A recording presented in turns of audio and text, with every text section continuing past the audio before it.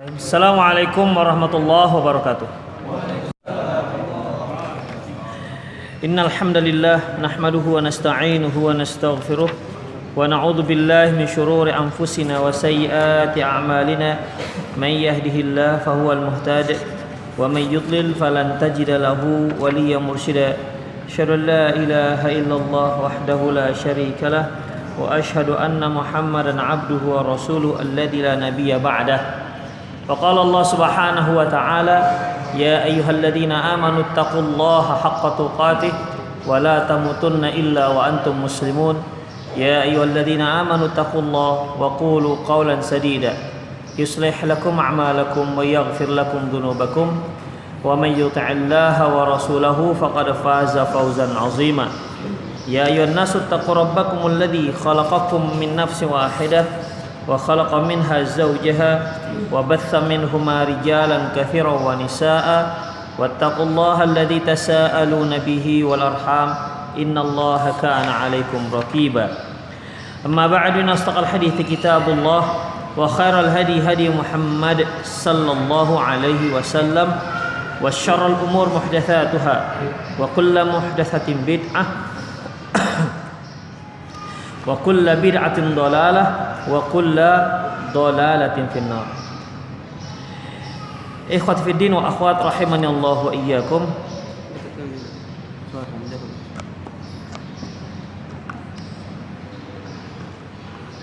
Ini juga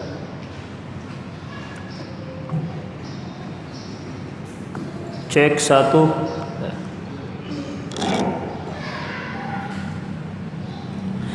Ikhwafiddin, kita akan membicarakan masalah kesalahan-kesalahan yang banyak dilakukan oleh kaum muslimin dalam pelaksanaan ataupun persiapan sholat. Kita telah pelajari bagaimana kaifiyat sholat. Namun ikhwafiddin, kurang lengkap rasanya kalau kita tidak mempelajari juga kesalahan-kesalahan. Tentunya kita mempelajari kesalahan-kesalahan tersebut agar kita tidak ikut terjatuh pada kesalahan yang sama. Pertama, kita akan bahas terkait dengan kesalahan dalam berpakaian. Kesalahan yang terkait dengan pakaian yang kita kenakan, yang kita pakai di saat sedang sholat. Yang pertama yaitu pakaian sempit. Pakaian sempit. Tentunya ikhwatiddin, pakaian sempit tidaklah memenuhi syarat dalam menutup aurat. Sebagaimana yang sudah kita fahami bahwasanya di antara syarat menutup aurat adalah tidak sempit dan juga tidak transparan. Demikian juga halnya dengan masalah pakaian sholat. Karena salah satu syarat sah sholat yaitu menutup aurat. Apabila aurat yang ditutup tidak memenuhi syarat, berarti sama artinya dia tidak menutup aurat. Di antaranya yaitu pakaian sempit. Dalam sebuah hadis yang diriwayatkan oleh Imam Bukhari dari Abi Hurairah radhiyallahu anhu, qala, dia berkata, qama rajulun ila Nabi sallallahu alaihi wasallam fasa'alahu 'anis salati fi thawbil wahid. Bahwasanya seorang laki-laki datang menghadap Rasulullah dan dia bertanya tentang hukum memakai memakai pakaian hanya satu potong. Yang satu potong di sini bukan gamis dari atas enggak, tapi dia berupa kain panjang. Itulah yang dia pakai, hanya satu potong saja. Kalau kita pakai sholat hanya pakai kain sarung tok. Ini ditanya, ya. Jadi yang dimaksud di sini bukan satu potong seperti dia pakai gamis, kan satu potong juga, ya. Ikhwatiddin, kalau kita lihat orang yang sedang berihram, itu kan dia memakai pakaian berapa potong? 2 helai. 1 helai untuk menutup bagian bawah, satu lagi itu yang disebut izar, sarung, satu lagi untuk menutup bagian atas, itu namanya rida, selendang. Ya tentunya kalau bahasa selendang sebenarnya tidak memenuhi makna rida. Kalau dalam bahasa Indonesia disebut selendang, maka terbayang kita lah selendang emak-emak itu ya kan.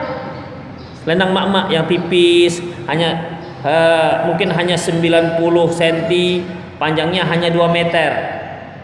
Mungkin itu nggak sampai pun 2 meter, mungkin 1,5 meter atau 1 meter yang dilihat di kepala. Padahal rida itu tidak hanya nutup kepala, rida itu kain panjang yang bisa menutup badan sekalian. Ya, jadi kalau kita lihat misalnya kain panjang ini kan konotasi kita kain panjangnya mungkin sekitar 2 meter atau 2 meter lebih, kemudian dia tidak berjahit kan begitu, selai. Itulah disebutkan rida kalau dia dipakai untuk menutup badan bagian atas. Kalau dipakai untuk menutup bagian-bagian bawah dikatakan izar, kain sarung. Ya. Jadi memang kurang tepat kalau diartikan rida itu selendang.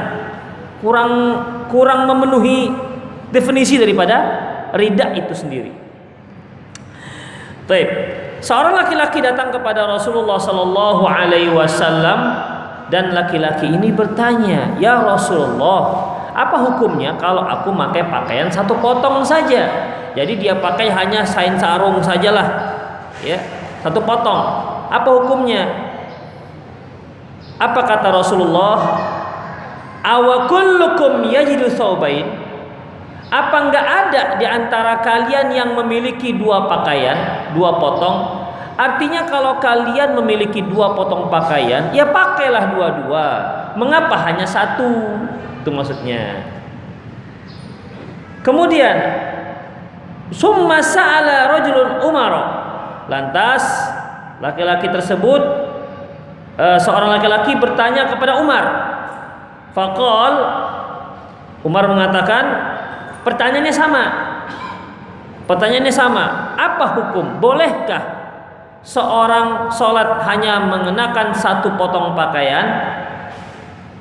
Ingat ya, definisi satu pakaian yang saya maksud. Bukan satu pakaian ini kan macam saya pakai gamis ini. Sepotong nggak ini? Sepotong. Tapi bukan itu yang dimaksud. Ya, kain panjang hanya satu. Baik, pertanyaan ini juga diajukan kepada Umar bin Khattab. Faqala, Umar bin Khattab mengatakan, "Idza wassa'allahu fa'awsa'u." Apabila Allah melapangkan pakaian kalian, melapangkan rezeki kalian, pakailah yang bagus. Shalla rajulun fi izarin warida. Hendaklah seorang itu ketika sholat memakai kain sarung dan ridanya. Ingat, rida apa maksudnya? Kain panjang yang menutupi badan bagian atas. Hendaklah dia sholat memakai memakai sarung dan ridanya. Jadi 2, bagian atas dan bagian bawah. Jadi kalau antum pernah melihat orang yang sedang berihram, ya kan, tutup bagian atas, bawah, kemudian dililitkan bagian atas. Itulah namanya sholat dengan menggunakan 2 pakaian, 2 potong pakaian, 2 potong kain. Kemudian fi izarin au qamisin, atau dia pakai kain sarung, kemudian pakai kemeja. Macam adik ini. Coba berdiri, Dik. Ini namanya komis. Ya, kalau dia sampai sepinggang sepaha, komis, bawahnya kain sarung. Sarung sendiri, Dik. Enggak minjam kan? Iya. Dah. Ini namanya memakai komis dan izar, yaitu kain sarung. Au wa fi izarin au kubbain. Atau memakai izar, kain sarung, au kubbain. Kubbain itu baju gamis seperti yang saya pakai ini. Atau seperti baju Pakistan. Itu juga dikatakan kuba. Bukan masjid Kuba ya, kuba. Ini jenis pakaian. Wa fi sarawil warida, atau pakai celana dan pakai rida. Rida itu apa? Ya, Jadi sudahlah pakai celana, kemudian dia berselimut dengan rida. Au sarawil wa fi sarawil wal qamis. Atau dia pakai celana dan pakai kamis. Nah, inilah coba, Dik. Diri. Nah, ini celana, mana celana? Yang celana mana dia? Nah, itu celana. Celana dan kamis. Ingat, gamis yang kita katakan hari-hari, gamis, beli gamis konotasinya kan sebenarnya pakaian panjang. Itu bahasa Indonesia. Bahasa Arabnya komis, itu pakainya segitu. Tuh. Jadi boleh pakai gitu ya. Kemudian wa fi tuban wal kuba, atau pakai celana pendek. Tuban ini pakaian yang menutupi sebahagian paha, enggak semua. Tuban wa qamis, dan pakai tuban wa kuba. Kuba itu pakaian panjang. Nah, demikian. Wa fi tuban wa qamis, atau pakai tuban atau kamis. Berarti ini kamisnya ini harus melebihi lutut, atau tubannya sirwal yang melebihi lutut atau seponggol, ya, atau pakaian ponggol yang berada di bawah lutut. Intinya bahwa pakailah pakaian kita yang terbaik ketika kita menghadap Allah Subhanahu wa taala. Itu ikhwatiddin. Karena apa? Karena kita sedang berhadapan dengan Allah. Hadis diriwayatkan oleh Imam Bukhari. Dalam riwayat yang lain, ra'a Abdullah bin Umar Nafi'an yusalli fi khalwatihi fi thawbin wahid. Abdullah bin Umar melihat Nafi' yang sedang sholat memakai satu potong kain, tapi dia sholatnya sendiri, ya, fi khalwatin, dia sendiri, tidak ada yang lain. Nafi' ini adalah mantan hamba sahayanya Abdullah bin Umar. Makanya kalau Nafi' An-Nafi' maula Ibnu Umar. Nafi' mantan hamba sahayanya Ibnu Umar. Taib, Abdullah bin Umar melihat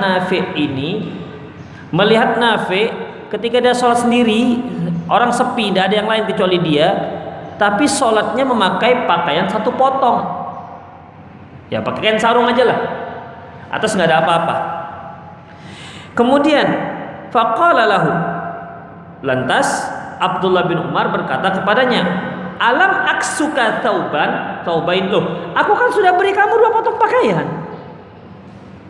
Kan aku sudah beri kamu 2 potong pakaian, kenapa gak dipakai? Hanya dipakai 1 potong. Qala bala, betul, sudah diberikan. Qala afakunta takhruju ila suqi fi thawbin wahid. Sekarang saya tanya kamu, kata Abdullah bin Umar, apakah kamu merasa nyaman dengan memakai pakaian seperti ini keluar ke pasar? Artinya kalau kamu tak nyaman memakai pakaian sepotong ini untuk pergi ke pasar, kenapa kamu pakaian seperti itu di hadapan Allah Subhanahu wa taala? Kata si Nafi', qala la, ya enggak nyaman. Qala fallahu ahaqqu ayyatajammal lahu.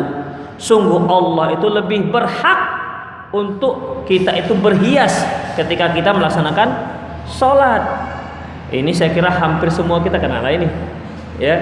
Kalau kita sholat sunnah di rumah memakai pakaian yang kira-kira pakaian itu kalau kita bawa keluar kita pun segan, ya kan?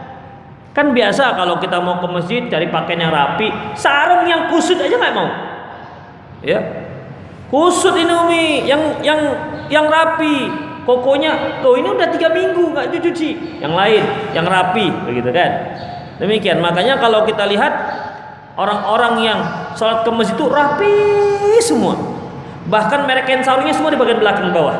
Kain sarung semua.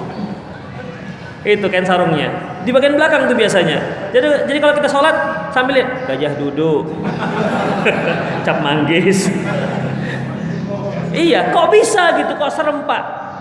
Nggak tahu kalau di sini tempat saya begitu, bawah semua merek semua. Kemudian lipatannya pun kita nggak mau mencong-mencong kan? Tengok mencong. Bagus kita lipat. Coba di rumah, pak. Udah begitu kan? Yang begini bagian depan itu. Demikian ikhwatiddin. Ya kita tidak katakan gak sah sholatnya. Selama menutup aurat ya sah. Tetapi ikhwatiddin, kalau kita segan orang melihat kita berpakaian seperti itu, kenapa kita tidak segan berhadapan dengan Allah yang berpakaian seperti itu? Ya, kenapa nggak segan? Padahal Allah Subhanahu wa taala Rabbul Alamin. Mau nggak pergi ke, kalau ketemu Jokowi pakai kayak gini? Jangankan ketemu, masih pagar aja, masuk pagar aja nggak boleh. Kenapa? Dianggap nggak sopan kan gitu ya. Tapi Allah Subhanahu wa taala tidak pula menuntut sampai seperti itu. Harus rapi, harus harus seperti itu. Tapi pakailah pakaian yang lebih sopan. Demikian ikhwatiddin. Jangan sampai ketika kita berhadapan dengan Allah hanya pakai kain sarung saja satu, atau kain sarung dengan pakai singlet. Singlet kan? Nggak pakai nggak sopan, lebih singlet saja. Ikhwatiddin, jangankan ke pasar, keluar rumah saja kan segan kalau pakai singlet. Bagi yang segan, ya nggak segan juga, berarti lanjang aja dia keluar. Ya, itu ikhwatiddin. Makanya Abdullah bin Umar mengatakan kepada Nafi', loh, memangnya kamu kalau keluar seperti ini ke pasar berani? Gak malu? Ya malulah.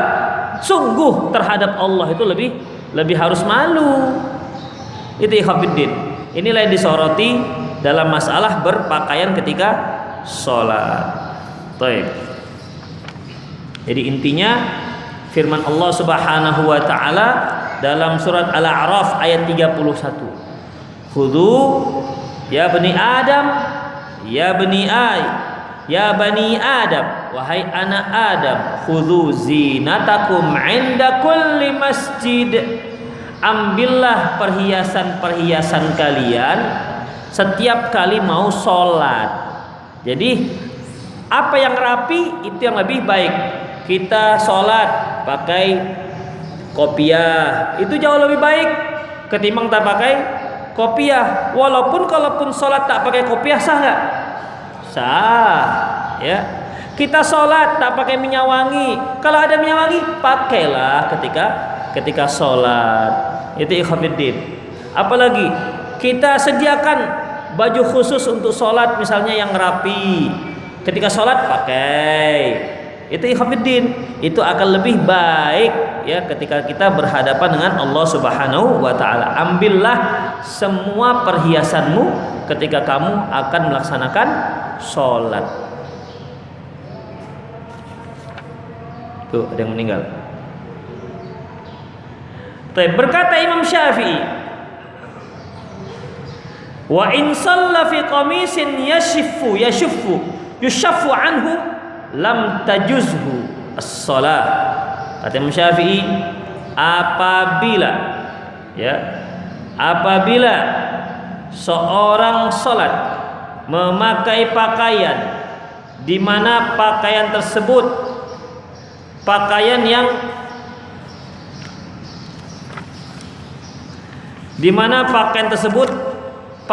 yang transparan, memakai pakaian yang transparan, maka sholatnya tidak sah.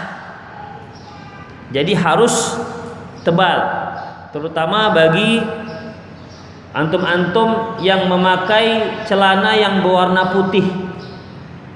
Itu biasanya walaupun tebal tetap akan terlihat bayangannya. Ya, walaupun dia tebal, walaupun dia lebar, tapi kalau enggak tebalnya hanya sekedarnya saja masih kelihatan. Kecil betisnya itu kecil. Seluruh lebar. Kita kira juga seluruh lebar, dalamnya lebar kan, dalamnya kecil. Apalagi kalau dia berada di cahaya. Demikian juga ibu-ibu. Kan sering ini ikhwatiddin, ibu-ibu pakainya pakaian gamis, tapi karena tipis ataupun belum tidak mencukupi tebalnya, ketika dia lewat di halaman sementara cahaya depannya nampak kakinya, ya, nampak kakinya, bentuk kakinya. Pernah nggak lihat begitu? Enggak Ustaz, langsung kakinya nampak, nggak pakai tangan. Ya, itu tandanya tidak memenuhi syarat. Ya, tandanya tidak memenuhi syarat. Kemudian ikhwatiddin, wal mar'atu fi dzalika ashaddu halan minar rajuli. Dan wanita itu lebih ditekankan ketimbang laki-laki. Idza sallat fi dar'in wal himar yasuffuha al-dar' fa ahabbu ilayya alla tusalli illa fi jilbabin faqadzalik. Apabila seorang wanita salat fi dar'in, dar'in itu baju kurung, wal khimar, khimar itu jilbab bagian atas. Ingat, kalau khimar itu jilbab kecil, hanya menutupi sampai dada atau perut, itu khimar. Ya, itu namanya khimar. Kalau jilbab itu sampai bawah, sampai betis atau sampai kaki, jilbab. Pakai jilbab lebar sampai ke bawah panjang, itu namanya jilbab. Tapi kalau khimar itu hanya sampai dada atau sampai perut. Baik.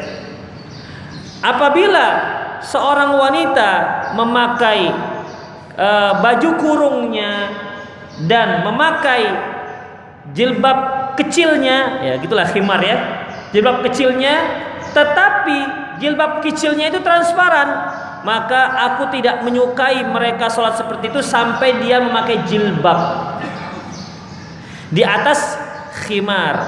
Jadi sebenarnya ikhwatiddin, wanita itu sunnahnya memakai pakaian itu 3 lapis, gamis panjang, kemudian apa?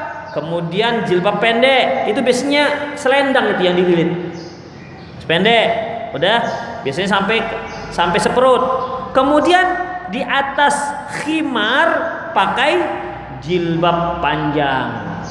Jadi ketika dia bertemu dengan para akhwat, dia buka jilbabnya, dia sangkutkan, dia masih pakai jilbab kecil.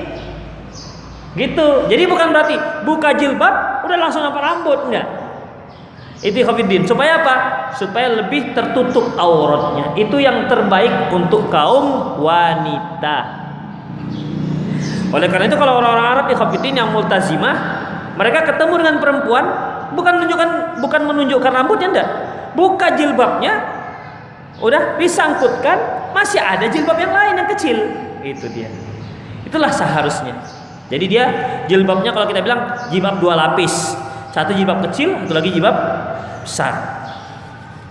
Kalau diartikan jilbab yang besar itu mantel, cocok mantel, seperti mantel hujan. Tapi kalau kita kan mantel itu konotasinya untuk hujan, ya kan? Ada mantelnya, kan nggak teringat kita jilbab. Pastilah masuk mantel hujan. Kenapa mantel? Kan nggak hujan, panas, begitu. Jadi kurang tepat juga kalau diartikan mantel, karena dalam bahasa Indonesia mantel itu konotasinya untuk hujan. Tetapi kalau mau lihat ukuran panjangnya tepat seperti mantel. Ada mantel yang segini. Ini Pak mantel segini pakai. Oh Pak segini mantel, begitu kan? Ini bukan mantel ini. Pastilah mantel itu sampai di bawah lutut. Itulah kalau kita lihat ukurannya. Ya, ukuran jilbab itu ukuran mantel. Ukuran hima bukan himar ya, beda. Himar dengan khimar beda. Kalau himar keledai. Ibu nggak pakai himar, nggak pakai keledai. Mau kemana rupanya? Pakai khimar. Beda.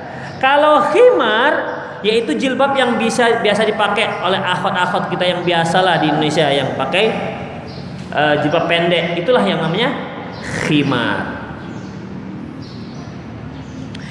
Baik.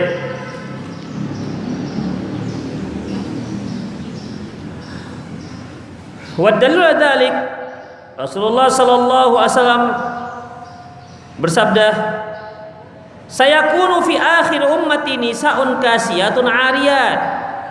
Nanti di akhir zaman akan muncul dari kalangan umatku wanita-wanita yang berpakaian tetapi sebenarnya dia telanjang. Kasiat berpakaian, ariyat telanjang. Loh, itu gimana? Pakaiannya pakaian, telanjang. Dia sebenarnya berpakaian tetapi karena tidak memenuhi syarat menutup aurat, maka tetap dikatakan telanjang. Tutup aurat semua, yang nampak hanya muka dan telapak tangan, tapi yang dia pakai pakaian untuk nyelam. Kan tutup semua itu, ya kan? Untuk perempuan. Atau dia pakai, ibu-ibu yang pakai pakaian renangnya. Kan sekarang ada pakaian renang muslimah.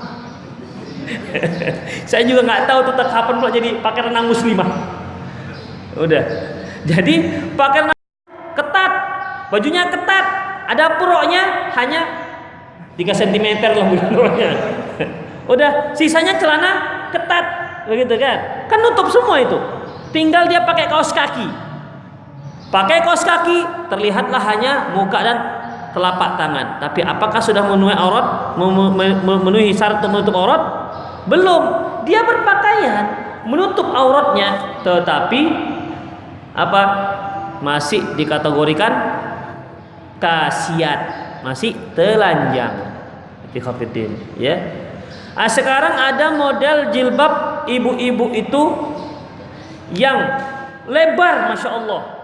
2 lapis membentuk tubuh dan tidak menutup.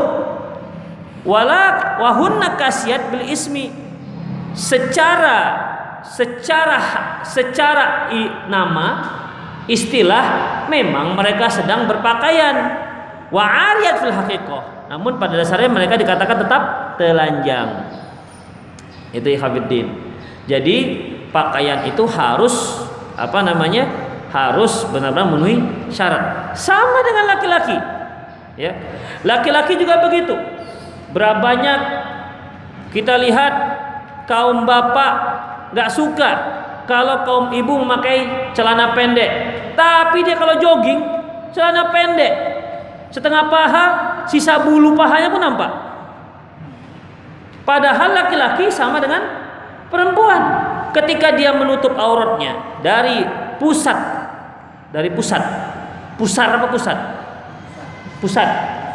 pusar, ya, atau udel, gitu ya. Dari pusar ke lutut itu harus juga tak boleh transparan dan juga tidak boleh sempit. Nah, makanya antum pakai celana ini. Celana itu yang paling riskan yaitu di pinggul. Kalau dia membentuk, maka berarti belum memenuhi syarat itu. Jadi kalau pakai celana, jangan pakai celana yang sempit-sempit, yang pakai karet. Sama hukumnya akhwat yang pakai celana karet dengan ikhwan yang pakai celana karet. Kenapa? Sama-sama membentuk. Hanya saja memang kalau perempuan lebih ditekankan lagi, ya. Laki-laki ditekankan aja, nggak pakai kali. Tapi tetap tidak memenuhi syarat. Kepinginnya saya sesuai berdiri semua. No. Ini tukar, ini boleh, ini tukar, memang begitu. Langsung sweeping. Kadang-kadang gitu yang laki-laki, rasanya sudah lebar, begitu sujud nampak setengah garis pinggulnya. Itu ikhwatiddin. Jadi harus perhatikan yang namanya lebar, yaitu fatfadoh. Fatfadoh itu bagaimana? Dia bukan ini misalnya, inilah misalnya paha kita, ya. Kalau sisanya hanya ini misalnya ketat gini, sisanya hanya segini, ini kan masih dikatakan sempit. Yang dikatakan lebar tuh, dubur lebar namanya. Tapi kalau sisanya hanya 2 cm begini, itu masih dikatakan sempit. Ya. Ingat ikhwatiddin, pakaian misalnya. Pakaian. Kalau dia begini, kan masih sempit begini, ya kan? Sempit. Tapi kalau sudah begini, baru katakan lebar. Demikian juga pakaian, demikian juga celana, pantalon, ya. Demikian juga celana pen yang kita pakai sehari-hari. Celana pen yang kita pakai sehari-hari. Baik, saya berikan contoh lah. Nih, celana saya. Ini namanya lebar, ya. Tapi kalau begini, kan ada sisanya. Lebar namanya. Nggak lebar. Walaupun ada sisa sedikit, titik aja sisanya. Tapi segi setengah. Berarti ini masih nggak lebar. Ini baru lebar. Itu pakaian yang memenuhi syarat. Jadi ketika dia sujud, jangan nampak pinggulnya berbentuk dua gunungnya. Kenapa? Sempit. Sudahlah sempit, pisahnya pendek. Jadi pisahnya pendek itulah yang membelah dua gunung itu. Itu ikhwatiddin. Itu tak memenuhi syarat. Sudahlah pakaiannya pakaian koko. Begitu sujud, nampaklah dua gunung. Kemudian karena pisahnya pendek, akhirnya persis membentuk begini. Berarti belum memenuhi syarat. Kan nggak mungkin pula saya buka pinggul di sini kan, ini contohnya. Itu ikhwatiddin rahimanallahu wa iyyakum. Oleh karena itu Syekh Muhammad Nasir Al-Albani mengatakan bantalun itu, ini celana yang saya pakai, yang bawa pakai itu namanya bantalun. Bahasa Arabnya bantalun, bahasa Inggrisnya pen, bahasa Indonesianya celana, bahasa Padangnya sarawa. Mirip dengan bahasa Arab, sirwal. Nah, itu dia. Jadi bahasa Padang dan bahasa Arab mirip. Dari serwal ke sarawa. Ambilnya dari Padang itu. Bukan, orang Padang ambil orang Arab. Bukan orang Arab ambil orang Padang. Kemudian ikhwatiddin, apa kata Syekh Al-Albani rahimahullah? Lil bantalun fihi musibatan. Memakai celana bantalun, pen, ya yang kita pakai sekarang ini, itu ada dua musibah. Hiya musibatul ula, musibah yang pertama, alla yalbisuha anna labisuha yatashabbahu bil kufar. Orang yang memakainya menyerupai orang kafir.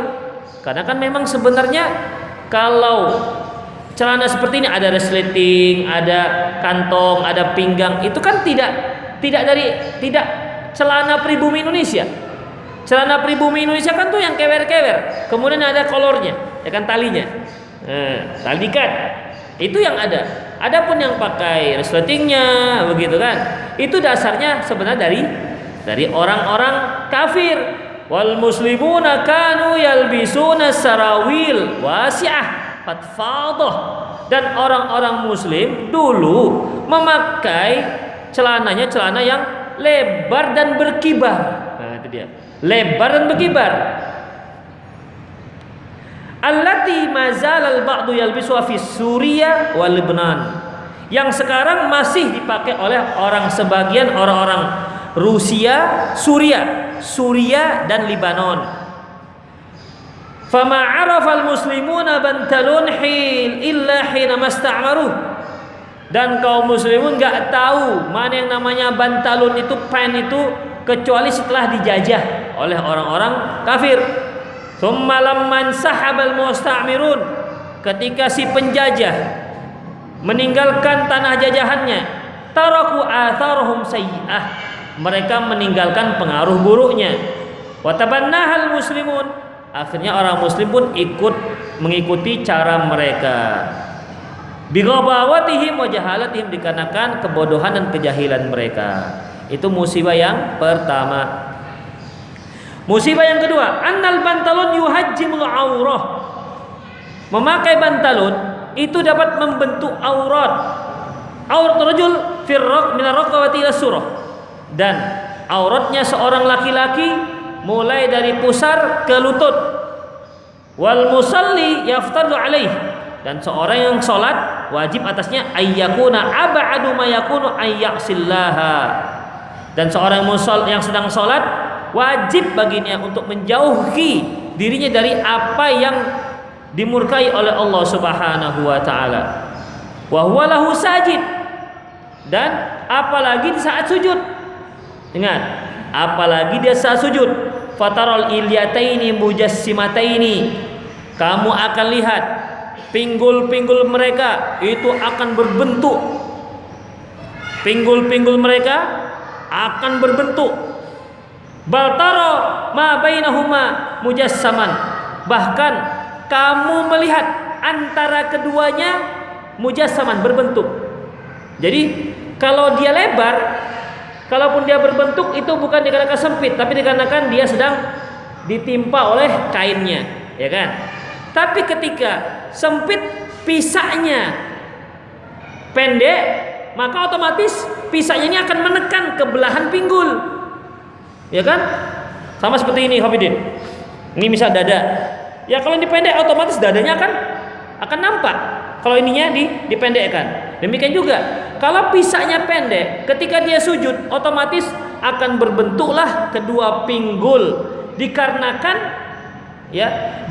apa? Dikarenakan sempitnya celana tersebut. Berarti bagaimana? Berarti orang ini sama seperti kasiyatun ariyat, memakai pakaian tapi telanjang. Itu Hafiddin. Ustadz, tapi kan nggak buat fitnah. Ini bukan masalah fitnah. Ini permasalahannya tidak memenuhi syarat untuk menutup aurat. Kita sedang berhadapan dengan Allah Subhanahu wa taala. Fa kaifa yusalli hadzal insan wa yaqifu baina yaday rabbil alamin? Bagaimana mungkin sanggup orang ini dengan pakaian seperti itu sementara dia sedang berhadapan dengan Allah Rabbul Alamin? Wa minal ajab, suatu hal yang lebih aneh lagi, anna katsiran minasyababil muslim, banyak para pemuda-pemuda muslim, yungkiruna 'alan nisa'i bil libasi nadayyiq, mereka mengingkari kaum wanita muslimah karena memakai pakaian sempit, li'annahu yasifu jasdahunna, karena membentuk body mereka, membentuk fisik mereka, membentuk badan mereka terbentuk. Wa hadha syabab yansa nafsahu, tapi sayangnya si pemuda ini lupa dengan dirinya sendiri. Wa innahu waqa fi ma yunkir, bahwasanya dia telah terjatuh pada apa yang sedang dia ingkari. Dia sendiri sedang melakukan, tapi yang diingkari yang perempuan. Dia sendiri memakai pakaian yang sama-sama sempit.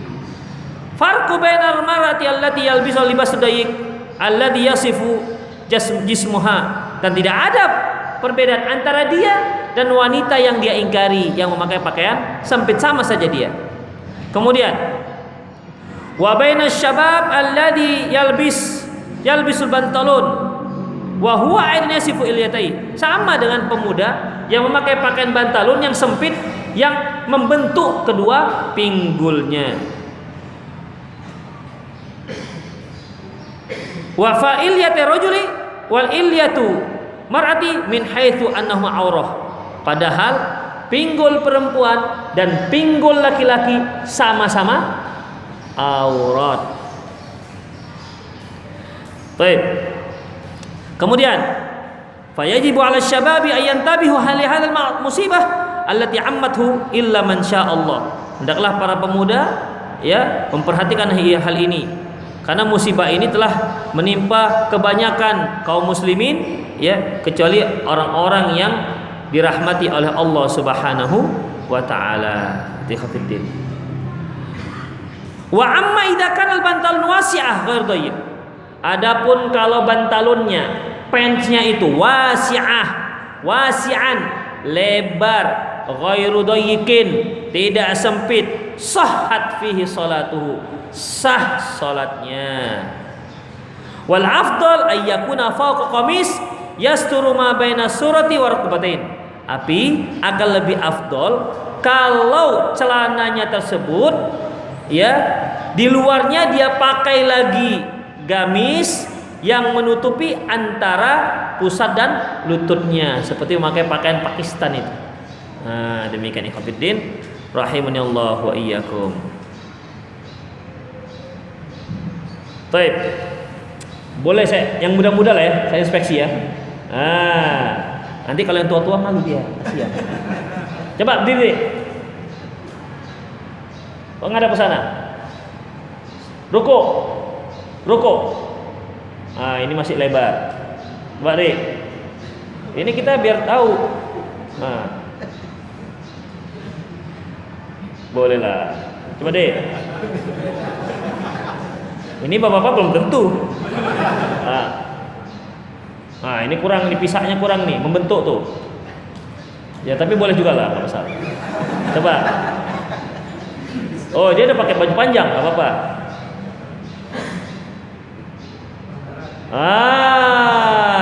Konan kurang laweh. Kok namanya agak sampi, ya.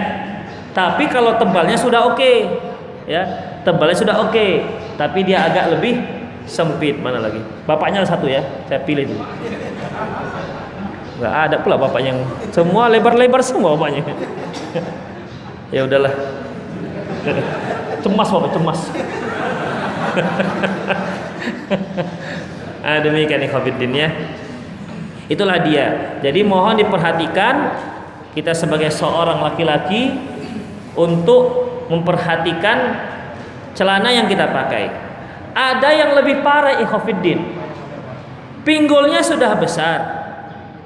Kemudian celananya sempit. Ketika dia sujud nampak belahan pinggul separuh keluar.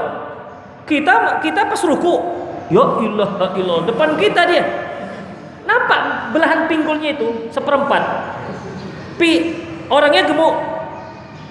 Celananya sempit, pisahnya pendek. Begitu sujud, jadi nampaklah seperempat pinggul itu nampak keluar. Sementara dia pakai baju kaos. Baju kaos pendek, ujung baju kaosnya di punggung, ujung celananya seperempat pisah, seperempat pinggul. Coba bayangkan ikhwatiddin. Ada lagi kalau sudah sujud dia akan tahu dia kebuka.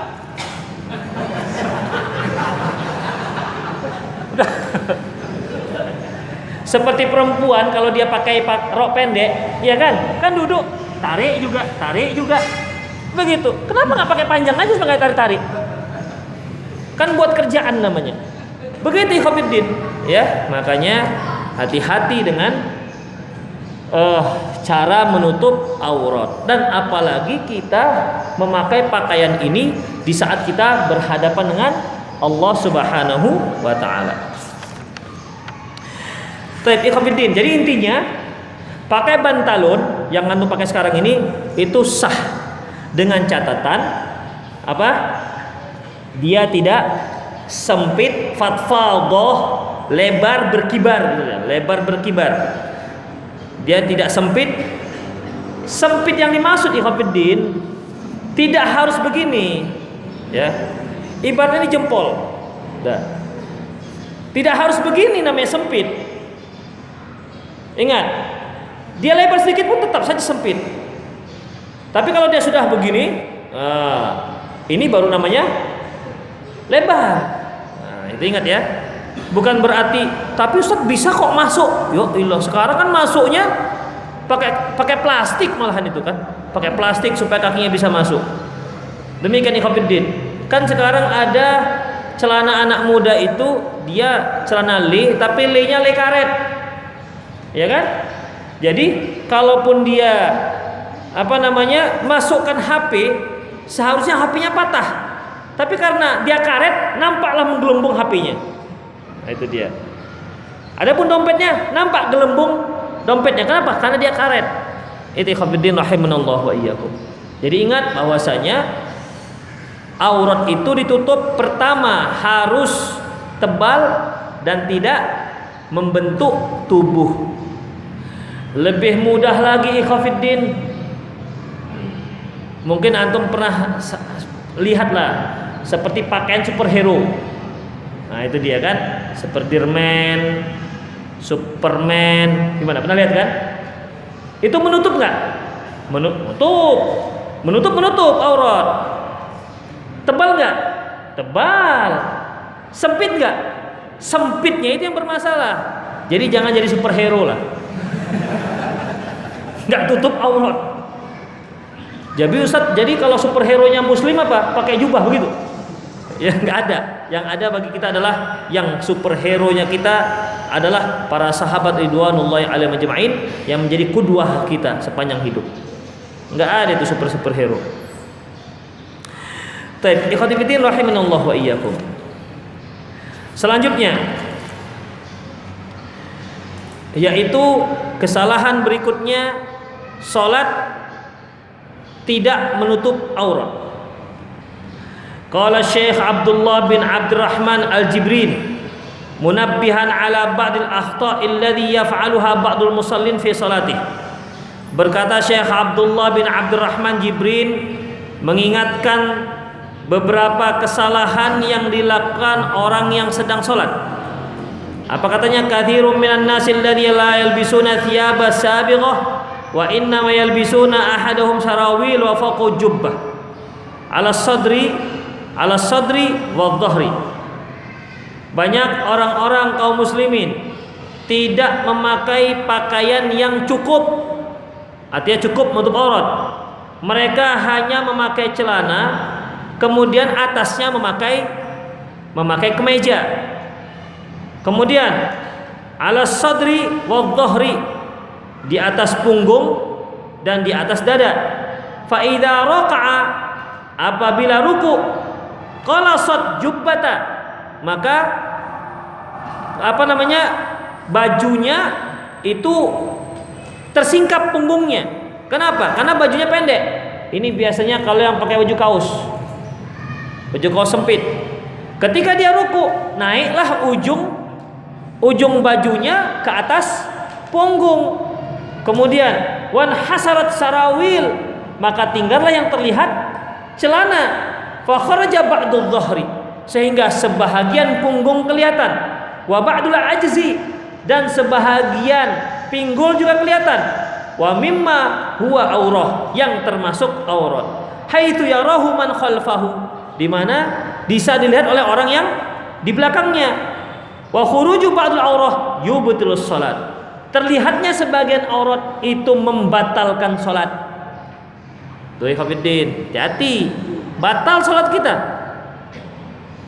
Kita sudah tahu seperti ini. Baju segini. Ketika dia ruku, tentunya kan akan tertarik begini, ya kan? Sementara celana, ketika dia ruku, tentu akan tertarik ke bawah, nampaklah ke sini. Ini kan aurat. Karena aurat itu pusar keliling. Nah, kalau belum jelas juga, ambil spidol nanti di rumah, coret, biar tahu dulu. Dah, supaya jelas lu depan belakangnya mana. Udah, kalau dia terbuka, berarti nggak sah. Karena ikhwatiddin, ini aurat kayak ini di sini. Dari pinggang ke pangkal pinggul aurat nggak? Aurat. Karena ini sejajar dengan pusar itu. Dan ingat, tubitilus sholah, membatalkan sholat. Jadi bukan main-main ini ikhwatiddin. Sholat zuhur batal, coba, nggak sah sholat zuhurnya. Sholat subuh batal, nggak sah sholat subuhnya, sholat zuhurnya. Gara-gara apa? Ada sebahagian aurat yang terbuka. Inilah yang menjadi permasalahan. Makanya hati-hati ketika kita mau sholat. Beda halnya dengan ketika kita nggak sholat. Kalau kita nggak sholat, terbuka aurat, kita berdosa. Kalau kita sholat terbuka aurat, kita berdosa plus sholat nggak sah. Bayangkan ikhwatiddin, seperti kalau sholat nggak sah, maka sama seperti dia tidak sholat. Orang yang nggak sholat dosa aja, kufur. Gitu ikhwatiddin ancamannya. Makanya perhatikan dalam masalah ini dengan sangat seksama, jangan dianggap enteng ataupun jangan dianggap remeh. Kemudian ikhwatiddin rahimanallahu wa iyyakum. Berkata Imam Syafi'i,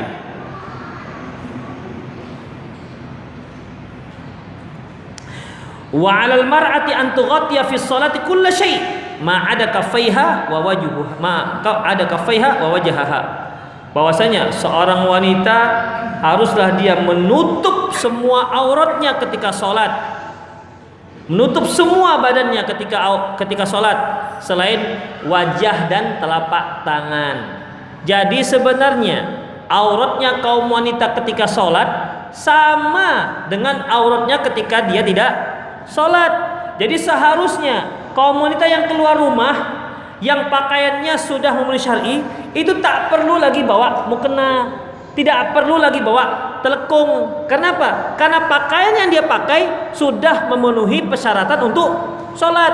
Kan beda kalau kita, emak-emak kita, ya, kenapa? Gak memenuhi syarat sehingga kemana-mana dia harus pakai bawa telekung. Terlalu tas, isinya apa? Telekung. Itu. Kalau dulu ada ikhwatiddin, sehingga telekung ibu-ibu itu berbagai macam model. Ada yang sempat, ada yang namanya Krisdayanti, ya, ada macam-macam, ya. Kalau dulu polos, tidak ada apa-apa. Kemudian berubah, lebih bagus, pakai apa? Dibordir warna putih. Kemudian mulai dipakai bolong-bolong, disolder. Tadinya hanya ujung, lama-lama naik ke atas sampai ke kepala bordirnya. Berubah lagi, jadi apa? Kainnya putih, bordirnya biru. Mulai, sehingga kalau dia ke masjid, ibu-ibu yang belakang rancak banget telkung di mana balinya. Begitu jadinya ikhwatiddin, sehingga semaraklah namanya sirsa tasi, itu kan, mesin tasi, mesin bordir. Itu ikhwatiddin, ya. Ini permasalahan besar. Lama kelamaan mulai tidak putih, mulai berubah. Ada yang merah, ada yang hijau, begitu. Kemudian apalagi ikhwatiddin, mulailah bentuknya juga bentuk batik-batik, apa kain-kain katun, ada yang warna-warni. Itu lebih simpel, lebih bervariasi. Kalau dulu kan ibu-ibu kita kalau lagi sholat Id putih semua. Nah, sekarang enggak, merah, kuning, hijau semua ada di situ dah sekarang. Udah. Enggak masalah selama dia menutup aurat. Tapi ketahuilah ikhwatiddin, kenapa kok harus bawa telekung ketika mau sholat ke masjid? Kenapa? Karena pakaian yang dipakai nggak memenuhi syarat. Berarti kasiat ariyat. Itu dia. Berarti dia memakai pakaian tapi sebenarnya telanjang. Tuh. Kalau ada ibu-ibu bawa telekung kemana-mana, berarti dia masih belum memenuhi syarat, dan dia tahu itu. Demikian ikhwatiddin. Terus dia berpakaian nggak memenuhi syarat, tapi kemana-mana nggak pakai telekung, ketahuilah dia nggak sholat. itu dia ikhwatiddin. Yang minimal lagi haid lah, itulah dia. Makanya ikhwatiddin rahimanallahu wa iyyakum, ini mohon diperhatikan. Ingat kaidahnya. Aurat wanita ketika sholat sama dengan aurat mereka ketika di luar sholat. Kalau ketika di luar sholat dia sudah memenuhi syarat, maka pakaian itu sudah boleh dia gunakan untuk sholat. Kan mudah kan kaidahnya.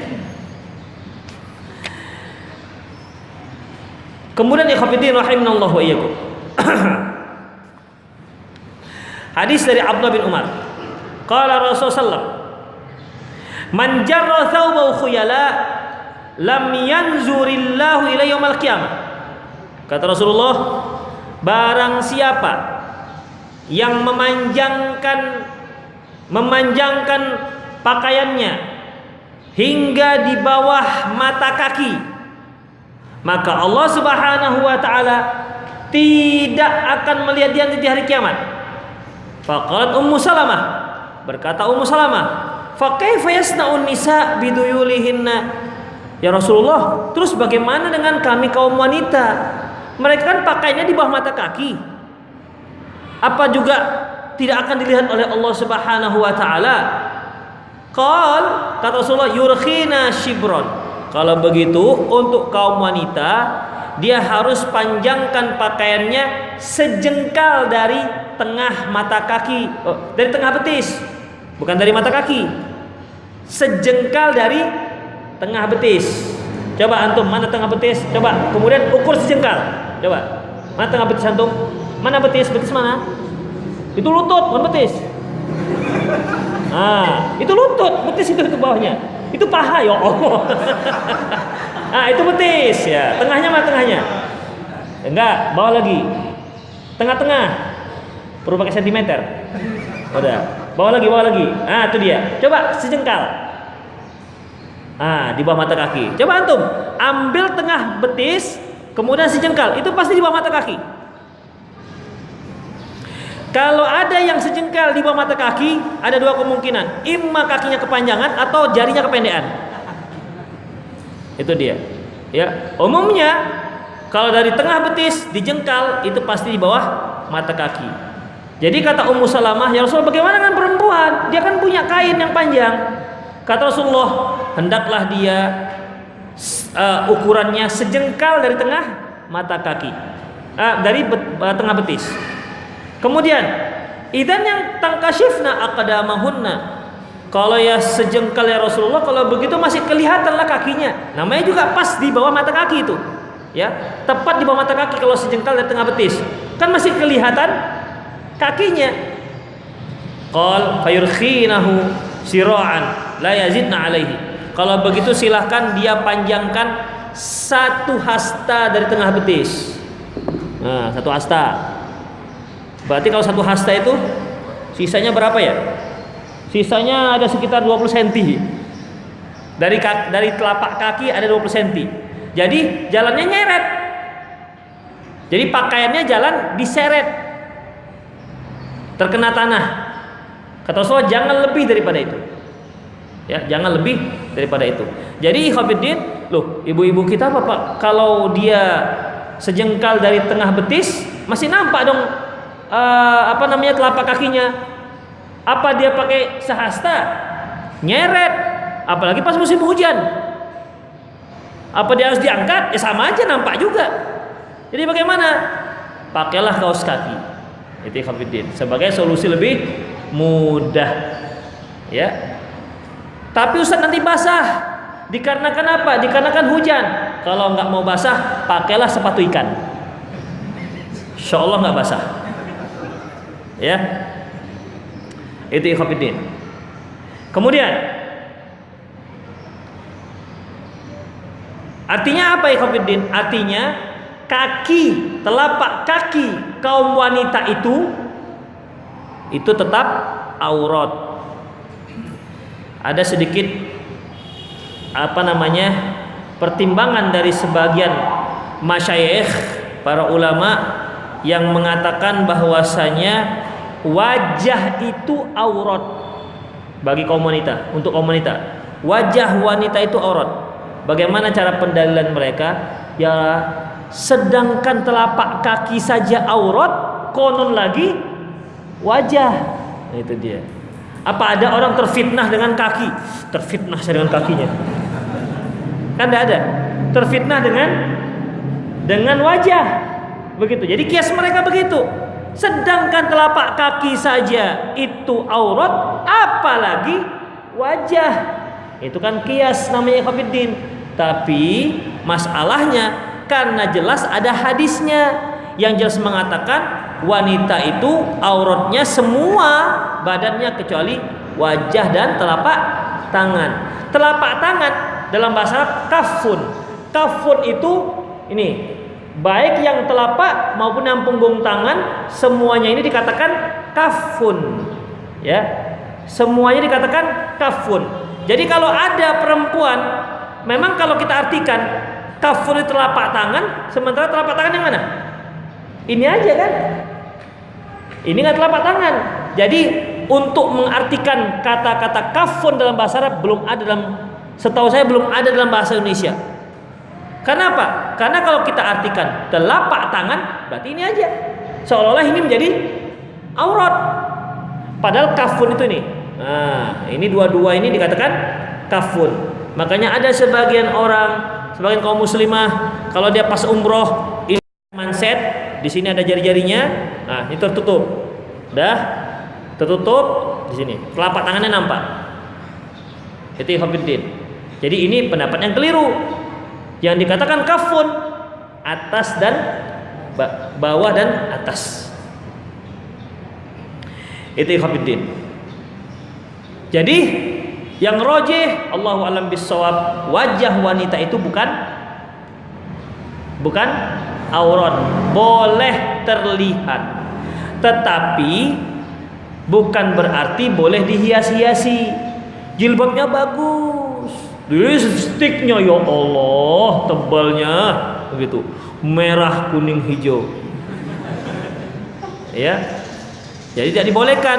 Bukan masalah dia telah menampakkan aurat, tapi dia telah tabarruj. Udah. Demikian juga eyeshadow.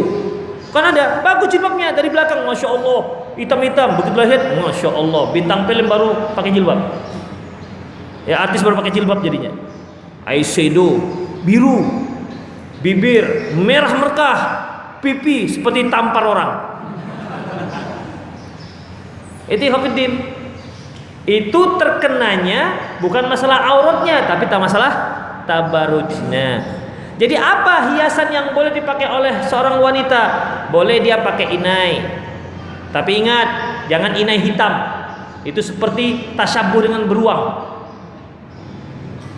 Kemudian apa lagi? Celak Mekah boleh. Ya, boleh dia pakai celak Mekah. Adapun pakai maskara namanya. Eyeliner namanya. Apa namanya? Yang bulu mata palsu. Apa namanya? Anda mau tahu? Di Aceh enggak ada ya? Namanya apa namanya, Bu? Maskara namanya, apa namanya? Iya, maskara, nggak boleh. Karena apa? Karena itu sama dengan menyambung rambut. Jadi ibu boleh keluar rumah pakai celak Mekah, boleh. Bagaimana dengan alis diterang-terang, diukir? Minjam pensil anaknya yang SD, taruhnya.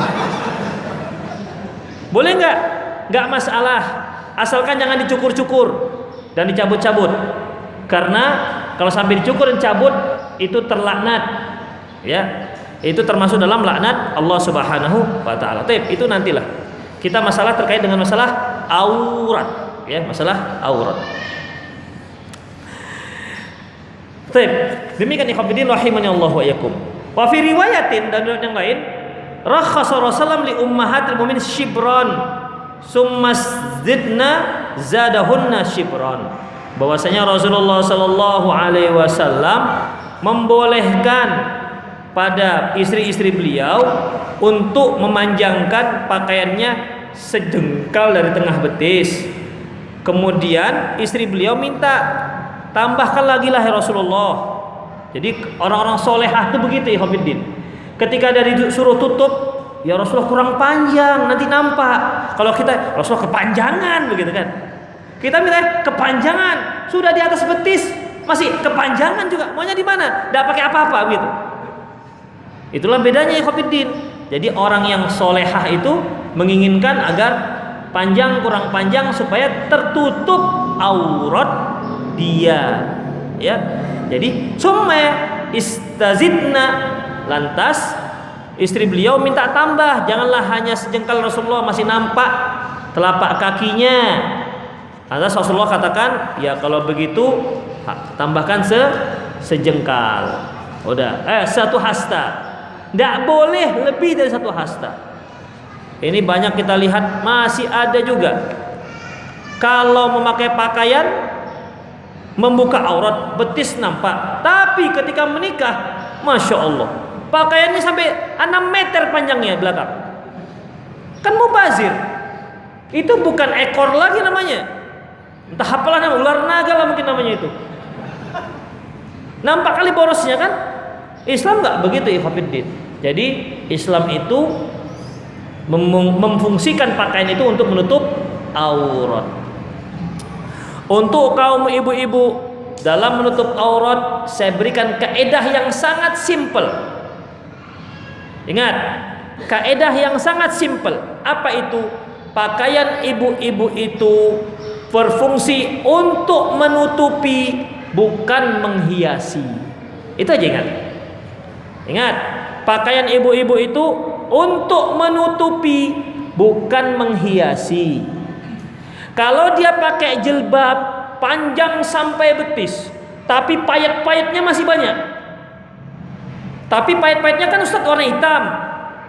Berarti menghiasi apa menutupi fungsi payet-payet itu? Menghiasi.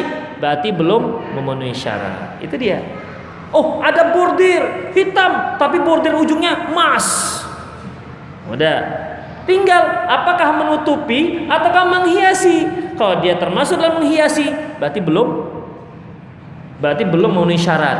Itu ikhwatiddin. Ingat, fungsi pakaian wanita itu untuk menutupi, bukan menghiasi. Paham ya, Bu? Nah, itu dia. Mudah kaidahnya. Ingat, menutupi, bukan. Kalau ada yang pakai jilbabnya bagus, pakaian kurung masya Allah, pakai cadar, di ujung cadar pakai rimpel-rimpel. Nah, di ujung jilbab pakai rimpel-rimpel, atau kombinasi antara putih dan hitam dan merah, masya Allah. Tapi fungsinya apakah gunanya? Menutupi atau menghiasi? Kalau dia fungsinya menutupi, boleh. Kenapa? Kurang Ustadz kainnya, tinggal 3 meter, sementara kita butuh 4 meter, belilah 2 meter lagi. Nah, fungsinya menutupi apa menghiasi? Kalau dia masih menghiasi, berarti belum memenuhi syarat yang sempurna. Tapi kalau niatnya sudah menghiasi, kalau niatnya memang menutupi, berarti memang itulah yang paling sempurna. Apa Ibu kaidahnya, Bu? Menutupi, bukan. Tuh, suaranya kok suara laki-laki? Suara laki-laki.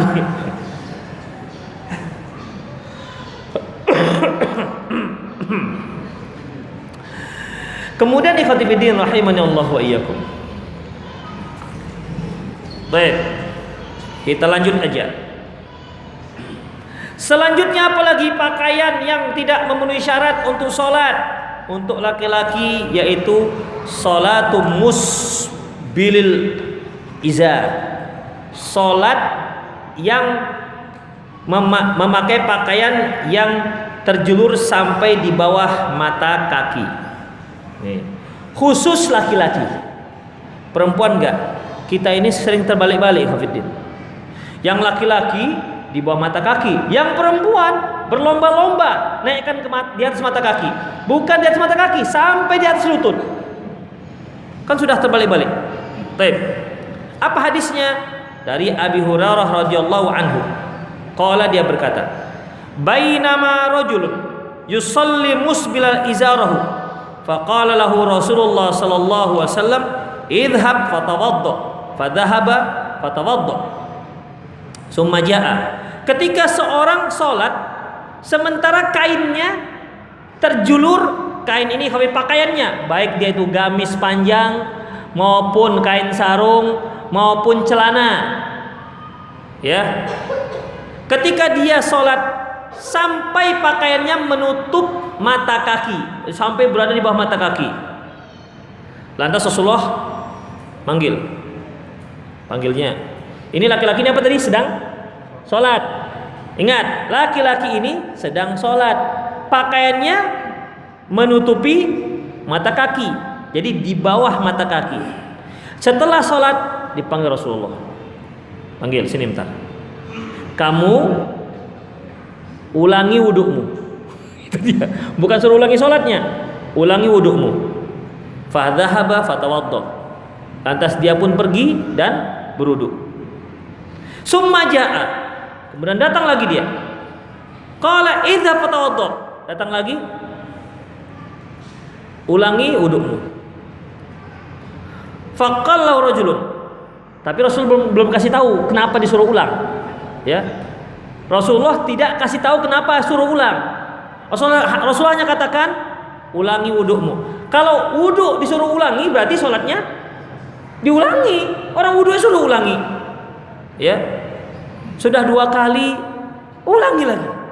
Laki-laki bingung. Apa masalahnya ini? Karena Rasulullah belum kasih tahu. Itu cara apa ya Hafiddin? Pendidikan Rasulullah. Sampai dia penasaran apa masalahnya. Begitu dia sangat haus, sangat ingin tahu, dikasih tahu langsung, plek, itu tidak akan pernah lupa. Itulah dia. Ketimbang, gak sah.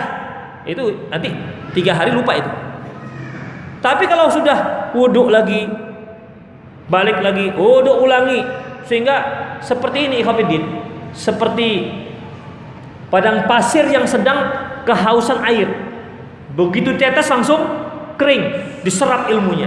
Itu Hafiddin. Jadi posisi orang ini sudah 2 kali, sudah wudhu, enggak, ulangi. Apa masalahnya ini? Kok sampai disuruh ulangi? Lantas faqala lahu rajulun, laki-laki ini berkata, "Ya Rasulullah, malaka?" Ada seorang laki-laki, sahabat lain mengatakan, "Ya Rasulullah, malaka amartahu an ayatawadda?" Rasulullah, kenapa Anda suruh dia ulang-ulangi wudu? Apa masalahnya? Begitu. Summa sakata anhu. Rasulullah diam aja, enggak jawab dulu. Qala, setelah itu barulah beliau jawab, "Innahu kana yusalli wa huwa musbilu izarahu." Dia itu salat musbil pakaiannya. Pakaiannya terjulur sampai di bawah mata kaki. Wa innallaha la yaqbalu sholata rajulin musbil izarahu. Allah tak menerima salat orang yang pakaiannya di bawah mata kaki. Enggak terima. Makanya kan sekarang banyak kaum muslimin itu punya celana otomatis. Ketika dia mau sholat, tiba-tiba ada di atas mata kaki. Ketika selesai sholat, otomatis lagi dia sudah tiba-tiba di bawah mata kaki. Itu Hafiddin. Kenapa? Takut kalau nanti sholatnya tidak diterima. Alhamdulillah. Ya berarti dia faham tentang masalah ini. Kata Rasulullah, Allah nggak menerima sholat orang yang kainnya, pakaiannya terjulur sampai ke bawah mata kaki. Hadis diriwayatkan oleh Imam Abi Daud, Imam Ahmad, Imam Nasai dengan sanad yang sahih dan disahihkan juga oleh Al-Hafiz Adz-Dzahabi. Kemudian ikhwatiddin rahimanallahu wa iyyakum, dari Abdullah bin Amr radhiyallahu anhuma, anna Rasulullah sallallahu alaihi wasallam qala, bahwasanya Rasulullah SAW bersabda, la yanzurullah ila salati rajulin yajurru izarahu bataran. Allah tidak akan melihat salat orang yang menjulurkan kainnya bataran karena sombong. Oh, berarti kalau nggak sombong gimana? Ini dia Hafiddin. Kalau nggak sombong gimana? Baik, ingat hadis yang pertama tadi. Rasulullah Shallallahu Alaihi Wasallam ketika dia menyuruh wudhu lagi, ada cerita sombong di situ? Nggak ada, ulangi. Ya, udah 2 kali, ulangi. Sampai sahabat heran, kenapa Rasulullah? Karena dia sholatnya kainnya terjulur sampai di bawah mata kaki. Rasulullah nggak tanya, sombong nggak bang? Sombong nggak? Nggak ada, ikhwatiddin. Iya kan? Kan nggak ada. Makanya ikhwatiddin, kalau sampai dia sudahlah pakaiannya di bawah mata kaki, kemudian bataran, sombong lagi, lebih parah lagi ikhwatiddin. Ya, ini akan lebih parah lagi. Jadi di sini ikhwatiddin rahimanallahu wa iyyakum, ada 2 tingkatan. Yang pertama, wudunya disuruh ulang. Yang kedua, ditambah dengan sombong. Maka hukumannya tidak hanya sholatnya yang harus diulang, tidak hanya wudunya yang harus diulang, tapi Allah tidak akan melihat ke arah dia. 2 tingkat. Tingkatan kedua lebih parah daripada yang pertama.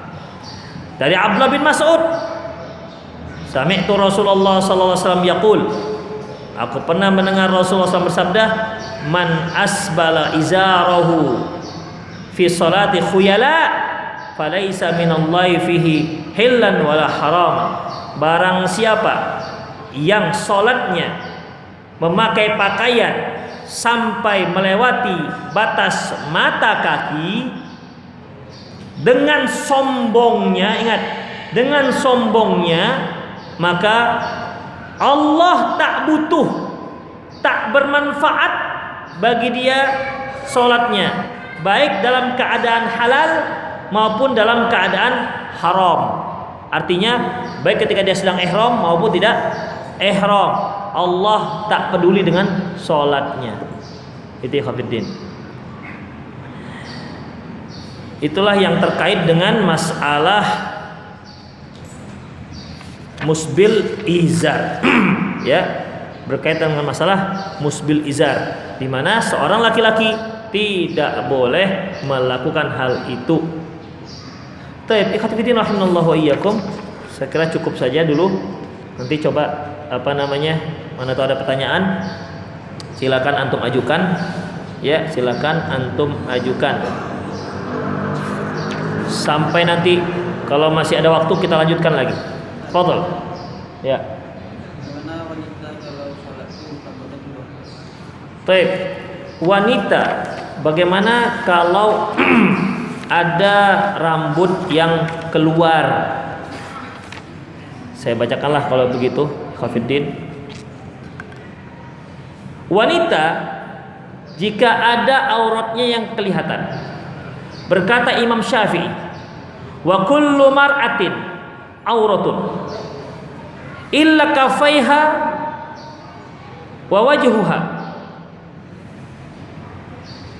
wa wajhaha, bahwasanya semua tubuh kaum wanita itu aurat kecuali kedua telapak tangan dan wajahnya. Wa zahru qadamaiha auratun, adapun punggung telapak kakinya, punggung berarti ininya ya, punggung telapak kakinya itu aurat. Fa idzan kasyafa minar rajuli fi salatihi syai'un mimma baina surratihi wa rukbatihi wa minal mar'ati fi salati syai'un min sya'riha qallau akathura min jasadiha siwa wajahaha wa kaffaiha wa ma yalil kaffi min mawdi'i mifsaliha la ya'udduna ilman aw lam ya'lam ada salatul ma'an. Apabila seorang laki-laki yang salat terlihat sebahagian auratnya yang berada antara pusar dan lutut, atau dari seorang wanita ketika salat terlihat sebahagian rambutnya sedikit atau banyak, atau tersingkap sebahagian jasadnya, tersingkap ketika sholat, baik kecuali wajah dan telapak tangan, atau yang tersingkap yaitu setelah yang anggota badan di atas telapak tangan. Nih ya, ini telapak tangan, ini namanya pergelangan tangan, tersingkap yang di atas pergelangan tangan, lengan namanya. Ya, lengan namanya. Kan sering tuh ibu-ibu ketika dia pakai pakaian enggak sempit ujungnya, ketika dia mau makan, nampak begininya. Ini terlihat aurat namanya. Makanya ibu-ibu lebih aman kalau ibu itu pakai manset. Jadi ketika tangannya keluar, sementara bajunya itu ujung lengannya lebar dan turun, sehingga tidak kelihatan, tetaplah ujung tangannya itu tertutup, ujung lengan tertutup. Atau dia buat sempit ujung lengan bajunya sehingga tidak turun melewati pergelangan tangan. Jadi kalau dia tunjuk tangan atau mengangkat tangannya, maka tidak terlihatlah antara siku dan pergelangan tangan. Tapi ketika sholat terlihat lengannya. Ingat nih Hafidin, lengan beda dengan tangan. Kalau tangan itu dari bahu ke ujung jari.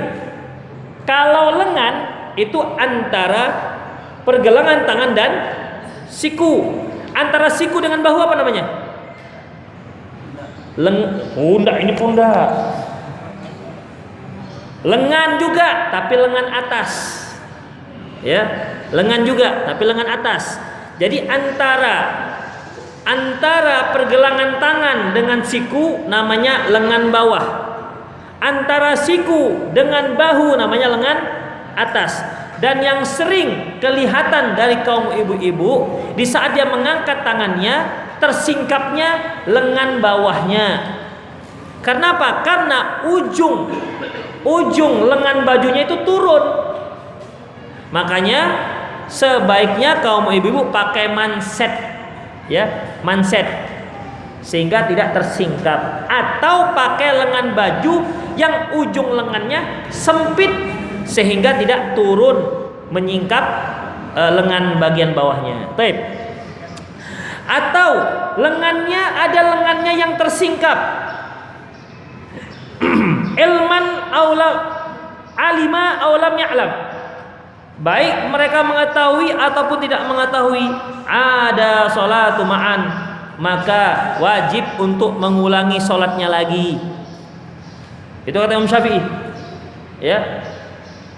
Nggak tahu atau nggak tahu, tetap wajib kalau dia kasih tahu terbuka itu, ya, maka dia wajib untuk mengulangi sholatnya lagi. Illa ayyakuna tankashifu birihin wasaqata, kecuali kalau ada angin yang menyingkap. Misalnya nih lagi sholat, ibu-ibu kan pakai rok, sholat, datang angin dari bawah, terangkat roknya semua, nampak kakinya semua sampai paha-pahanya. Jadi bagaimana? Jangan dibiarkan tersingkap terus. Dia harus tutupkan kembali. Itu ikhwatiddin. Atau antum pakai kain sarung, sementara dalam hanya pakai celana dalam. Begitu mau bangkit dari sujud, dia pijak kawan sebelah ujung kain sarung. Akhirnya lepas. Begitu, mana kain sarungnya? Rupanya sudah di bawah, jatuh misalnya. Jadi bagaimana? Sah nggak? Sah, tapi harus langsung ditarik dan dipakai. Tapi yang dibiarkan saja, tanggung sampai salam, nggak bisa. Ya, nggak bisa. Dia harus ambil kembali dan diikatkan. Demikian ikhwatiddin. Kenapa? Tak sengaja. Tapi kalau dibiarkan, maka dia harus mengulangi sholatnya. Itulah ikhwatiddin rahimanallah tentang masalah itu tadi. Ya, ini perkataan Imam Asy-Syafi'i rahimahullah. Jatuh situ nanti jatuh. Ya. Tadi kalau dalam salat laki-laki pakaiannya di atas pakaian. Ya. Kalau di luar salat kita mesti sholat dulu. Luar sholat nanti, sisa-sisa waktu untuk luar sholat. Ya. Iya. Kita bermakmum dengan imam yang musbil. Apakah sah salat kita? Sah. Ya, sah. Karena apa ikhwatiddin? Karena kalau sudah seperti itu, Rasulullah katakan bahwasanya apabila imam itu salah, maka alaihi walaysa alaikum, untuknya, tidak untuk kalian. Tapi kalau dia benar, maka maka untuk kalian dan juga untuk imam, kecuali kalau dia melalaikan rukun sholatnya. Misalnya setelah ruku langsung dia sujud, meninggalkan i'tidal, sudah subhanallah, enggak juga, ya sudah kita ikut. Rakaat kedua gitu lagi, rakaat ketiga gitu lagi, ya. Dia anggap nggak ada i'tidalnya, maka keluar dari sholat. Kenapa? Ini bukan lagi unsur ketidaksengajaan. Kalau memang lupa terus dia sampai 4 rakaat, lupa terus i'tidal, 4 rakaat 4 lupanya, ya berarti itu imam perlu diruqyah.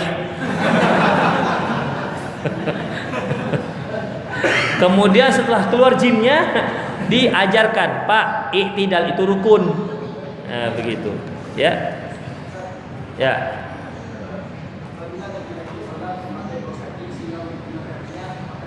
Ya, yang dilarang itu man jarra thawbahu, barang siapa yang menjulurkan. Julur itu begini nih. Nah, ini namanya julur. Tapi kalau ke atas itu nggak julur namanya. Ya. Jadi yang dikatakan menjulur itu nih. Nah, julur, dijulur. Itu dia. Kalau begini itu bukan julur. Hah? Julur. Ya, menjalar. Ya, menjalar betul. Iya, kalau ke atas menjalar, ke bawah menjulur. Betul. Itu baru kali ini saya dapat kosakata yang pas. Sudah 20 tahun saya cari itu. Supaya apa? Supaya mada'u itu kalau dapat kosakata yang pas, itu langsung lengket. Langsung lengket dia. Jadi yang nggak dibolehkan menjulur, bukan menjalar. Walaupun ke samping juga menjalar namanya. Itu ya.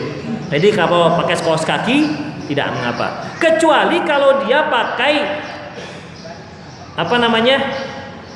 Celana panjang terus sampai menutupi kaos kaki, menutupi telapak kaki, nggak boleh. Kan ada celana itu yang langsung macam kaos kaki deh, ya kan? Nggak dibolehkan. Tapi kalau dia kaos kaki silahkan, karena masalah. Ada lagi yang langsung? Ya.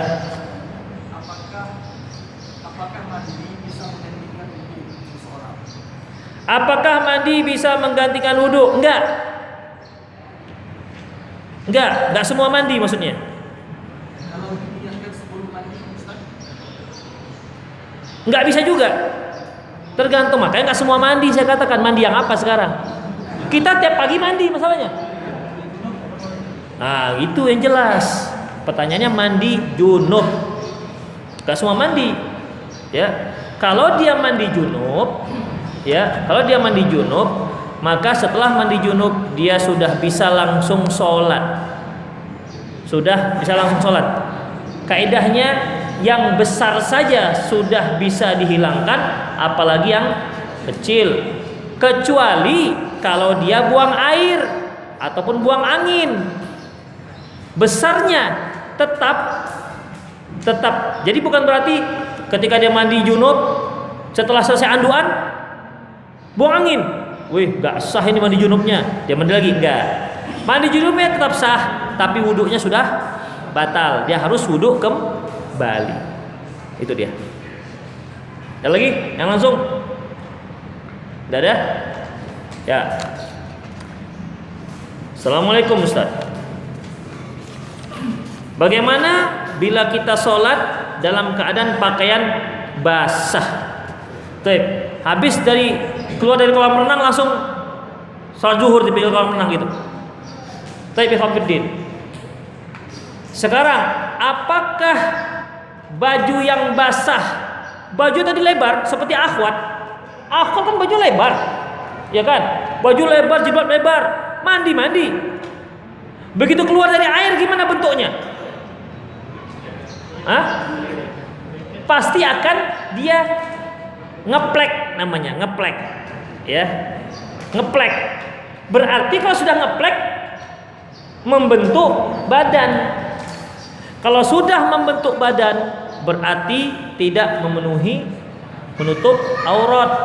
Ingat ikhwatiddin, menutup aurat pertama harus dia lebar, tidak membentuk badan. Yang kedua harus tebal, tidak terlihat badannya ataupun kulitnya.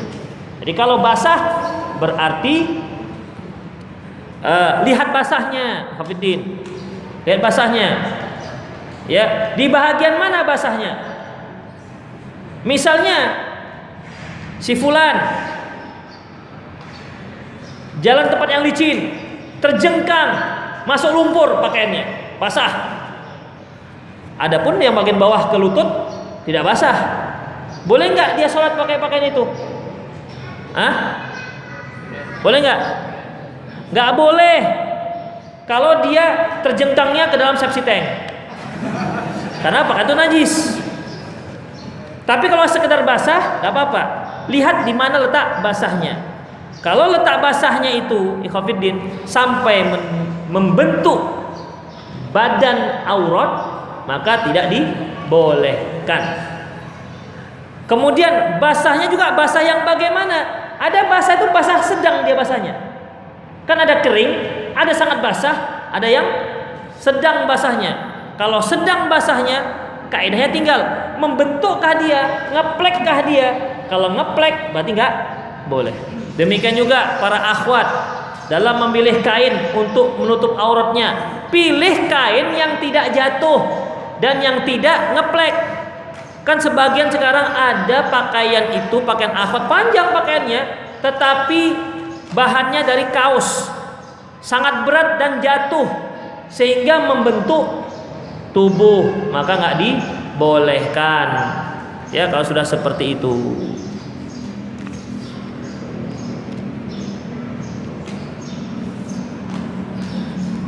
Assalamualaikum Ustadz, kalau sholat tidak memakai celana dalam hukumnya apa Ustadz, dan tidak sah apa Ustadz kita sebut? Ya kalau dia tak pakai kain sarung, nggak pakai celana panjang tapi juga nggak pakai celana dalam, ya jelas nggak ada masalah. Nggak ada masalah, bermasalah, nggak ada masalah. Jelas terbuka auratnya. Tapi kalau dia nggak pakai celana dalam, kemudian dia pakai gamis saja, seperti ini nih, dia pakai gamis, nggak pakai celana dalam, lihat gamisnya transparan apa enggak? Udah. Tapi kalau dia nggak transparan tuh nggak apa-apa. Ya tapi jangan jangan angkat. Ya, jangan diangkat-angkat.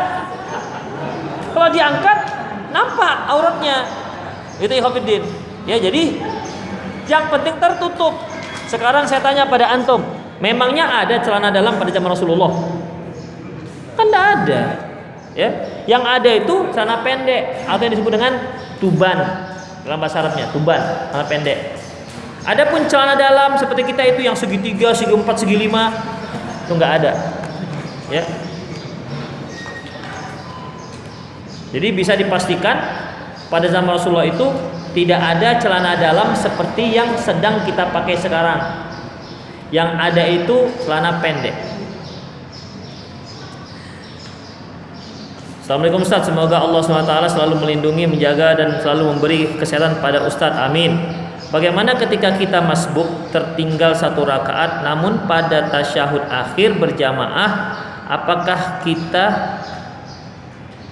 apakah kita harus duduk tawaruk ataukah duduk iftirash sedangkan kita harus menyempurnakan 1 rakaat lagi? Ikhwatiddin, innama ju'ilal imam yu'tamma bihi, imam itu dijadikan untuk diikuti. Fa idza raka'a farka'u wa idza kabbara fakabbiru, kalau imamnya takbir, takbirlah kalian. Wa idza raka'a farka'u, kalau mereka berukuk maka rukuklah kalian. Jadi di sini dalam hadis yang lain juga disebutkan, janganlah kalian melomba mengangkat kepalanya sebelum imam mengangkat kepalanya, karena dikhawatirkan kepalanya akan dirubah menjadi kepala keledai. Jadi khafidin yang wajib untuk kita ikuti adalah komando, rukun-rukunnya. Adapun detailnya apa tidak jari jemarinya, itu detailnya namanya. Allahu a'lam bishawab, itu tidak harus kita ikuti. Misalnya cara mengangkat tangan, kan ada di sebahu, ada setelinga, tengok. Oh, setelinga. Karena kalau sebahu nanti salah. Kan enggak, khafidin. Ya. Kebetulan imamnya turunnya lutut dulu baru tangan. Sementara kita tangan dulu baru lutut. Itu bagaimana? Apakah harus ikut lutut dulu baru tangan? Sementara ini juga masalah khilafiyah. Jadi yang detail Allahu a'lam bishawab itu tidak harus diikut.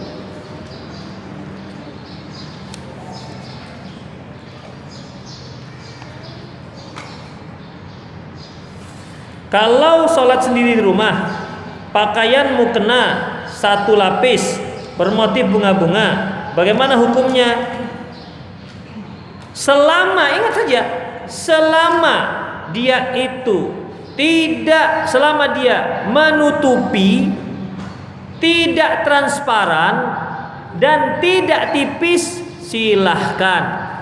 Menutupi artinya menutupi aurat, tidak transparan artinya tidak tipis, harus tebal, dan tidak membentuk aurat artinya dia harus lebar, maka sah. Bagaimana kalau bunga-bunga? Gak masalah, namanya juga di rumah, gak masalah. Misalnya ibu baru dapat hadiah mau kena batik Pekalongan. Misalnya itu batik kan belum ada kan, mau kena batik kan. Nanti mana muncul itu nanti. Muncul. Jadi para tukang batik sholat, ibu-ibu tukang batik, pembisnis batik, kok Pekalongan kok, tapi tidak asli, wah tidak asli.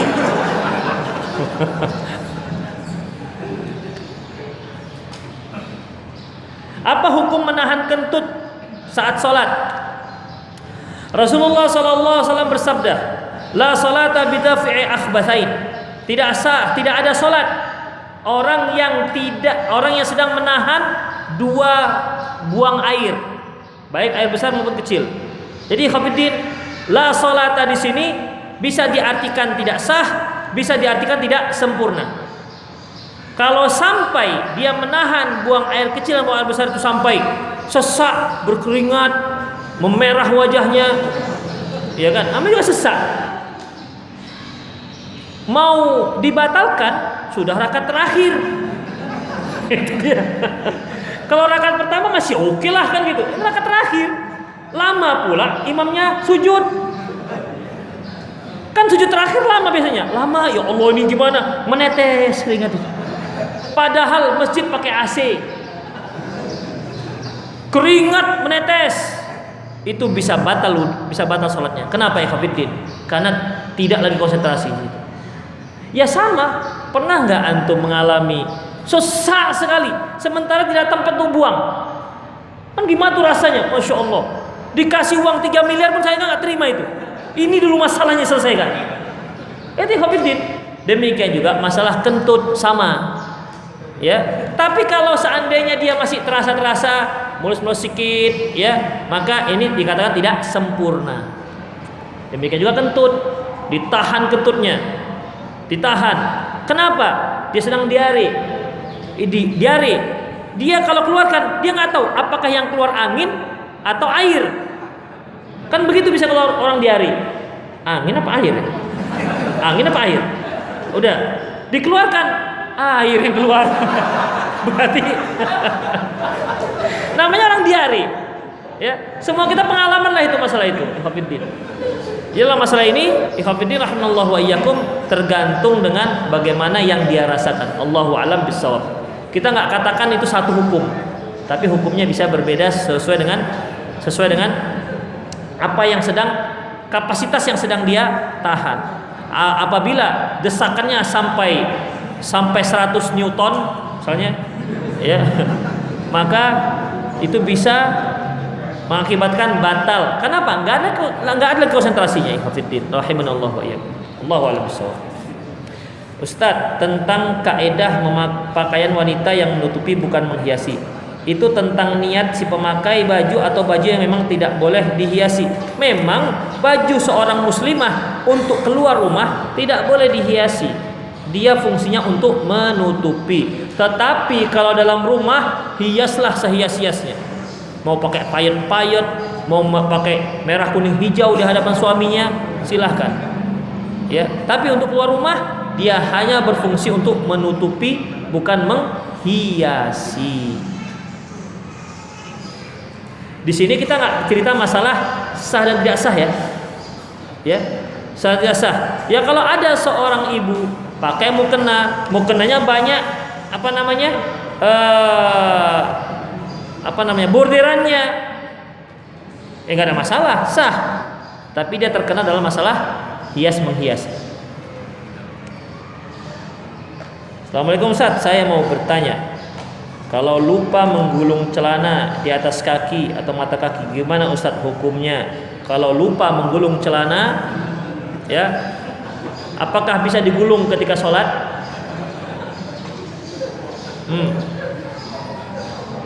Udah. Jadi bagaimana? Ulangi.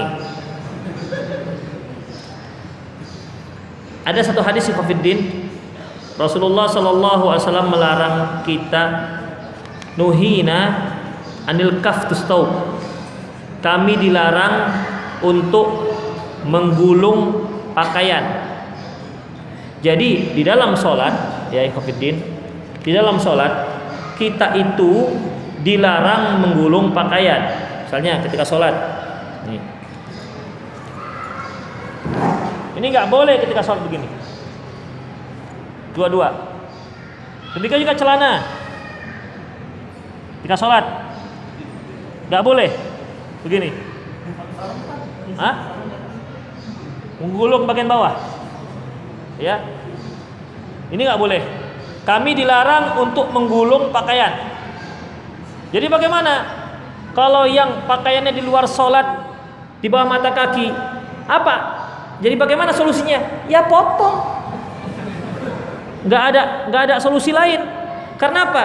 Karena dalam sholat tidak boleh isbal dan juga tidak boleh menggulung. Memang kalau larangan itu lebih dahsyat masalah isbal. Kalau yang menggulung tangan, menggulung celana, tidak ada yang mengatakan batal, suruh wudhu lagi. Wudhu. Kenapa? Kok digulung? Nggak ada. Tapi kalau isbal ada. Jadi penekanan isbal itu lebih dahsyat, lebih tegas ketimbang larangan menggulung. Jadi amal Ustaz yang boleh menggulung? Enggak juga.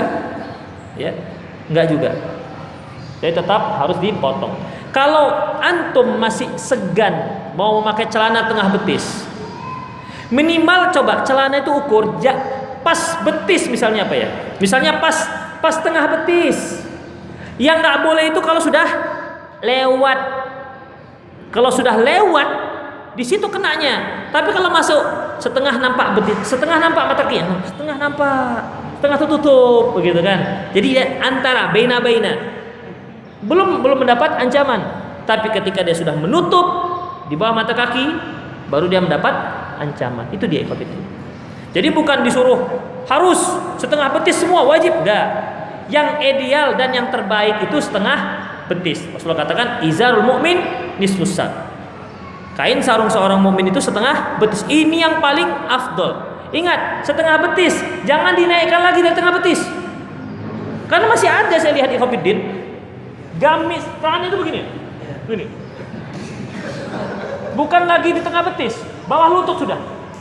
Nah, ini udah hulu namanya, berlebihan.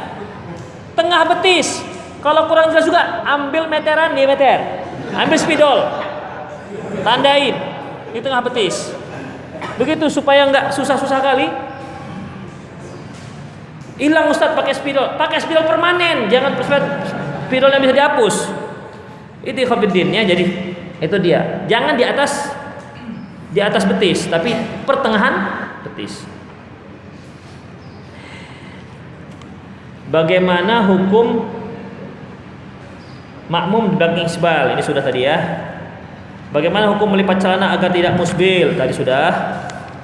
Ustadz, ana mau bertanya Ustadz tentang sutroh. Apakah kita sholat wajib memakai sutroh dan berapakah tinggi sutroh?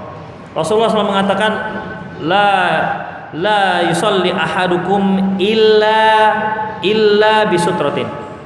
Janganlah salah seorang kalian sholat kecuali memakai sutroh. Ya, kecuali pakai sutroh. Dari hadis ini Syekh Muhammad Nasiruddin Al-Albani menyatakan wajib pakai sutroh. Barang siapa yang sholat tak pakai sutroh, ada batas depannya, maka dia berdosa walaupun sholatnya sah. Tapi jumhur para ulama menyatakan sutroh itu sunnah muakkad. Ya, sutroh sunnah muakkad. Jadi bagaimana ikhwah fillah? Untuk terlepas dari khilafiyah, pakailah sutroh. Makanya para sahabat kalau sudah adzan, mereka yatabadaruna ila sawari. Mereka berlomba-lomba mendekati tiang supaya jadikan sutroh. Tuh. Kemudian fungsi sutroh itu ikhwah fillah. Misalnya antum sholatnya di dinding, kan nggak ada orang lewat di dinding. Mau lewat kemana dia? Orang samping kita sudah dinding. Apakah juga perlu pakai sutroh? Ikhwah fillah, sutroh itu tidak hanya menghalangi orang lewat, tapi juga menghalangi setan lewat. Ya, setan lewat juga dihalangi oleh sutroh. Nggak berani dia lewat kalau sudah ada sutroh. Kemudian, lantas seberapa tingginya sutroh itu? Sesuatu yang orang tahu bahwasanya itu batasan sholat kita. Nggak bisa ikhwah fillah. Dia ada tisu, Sutroh. Orang nggak tahu ini tisu kececer atau apa, atau sutroh. Orang nggak tahu ini lobenya jatuh atau sutroh, nggak tahu. Jadi sesuatu yang jelas nampak, ya, sesuatu yang jelas nampak. Apa misalnya? Tas, dirikan tasnya. Pokoknya orang harus tahu ini sutroh kita. Tapi kalau pena, kemudian HP jangan. Kenapa? Ketika sujud hilang sutrohnya. Ya, HP jangan. Jadi apa? Nah, ini habis ini kan bisa nampak sutroh. Atau diginikan. Nampak sutrohnya HP atau ini antum punya minum. Itu dia, tapi diminum dulu, pengen ada yang ngambil. Udah, itu ikhwatiddin. Jadi jelas orang tahu itu sutroh. Adapun garis, nih seperti ini garis-garis. Udah ikhwatiddin, ada hadisnya tapi dhaif. Ya, adapun garis ada hadisnya tapi hadisnya dhaif. Tidak bisa dijadikan sebagai sutroh. Jadi sutroh itu dalam hadis Rasulullah, sutroh Rasulullah itu minimal seperti apa? Seperti tingginya pelana unta. Tinggi pelana unta itu sekitar sekitar berapa ya? Satu hasta. Nah, itu dia. Ya, sekitar satu hasta. Rasulullah SAW kalau dilihatnya tidak ada sutroh, beliau cari tongkat ditancapkan. Itu pun ikhwatiddin harus nampak. Misalnya dia nggak punya tongkat, tapi dia punya kawat tipis panjang segini, tancapkan. Orang mana tahu mana nampak kawatnya ini? Kawat nyamuk, tancapkan. Kan bisa berdiri, ya kan? Tapi kan nggak nampak, walaupun panjangnya sama. Itu ikhwatiddin, jadi sesuatu yang nampak. Bahwasanya betul orang tahu ini sutroh kita sehingga mereka tidak lewat. Makanya kalau mereka lewat juga, pada sudah ada sutroh, kita boleh halanginya. Itu dia. 2 kali halangi, 3 kali boleh dilawan. Kata Rasulullah, fa inna ma'ahu qarin. Berarti bersamanya ada setan. Karena kalau orang sedang sholat, ada yang mau lewat, kalau kita halangi, sedang sholat, pasti dia cari tempat lain. Tapi kalau tetap ngotot dia lewat, ini berarti setan. Kalau nggak dia bersama setan, dianya setannya.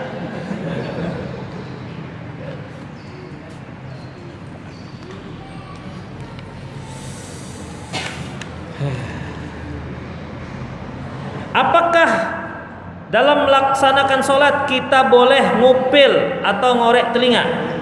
Ya tergantung. Kalau antum sampai nggak bisa napas,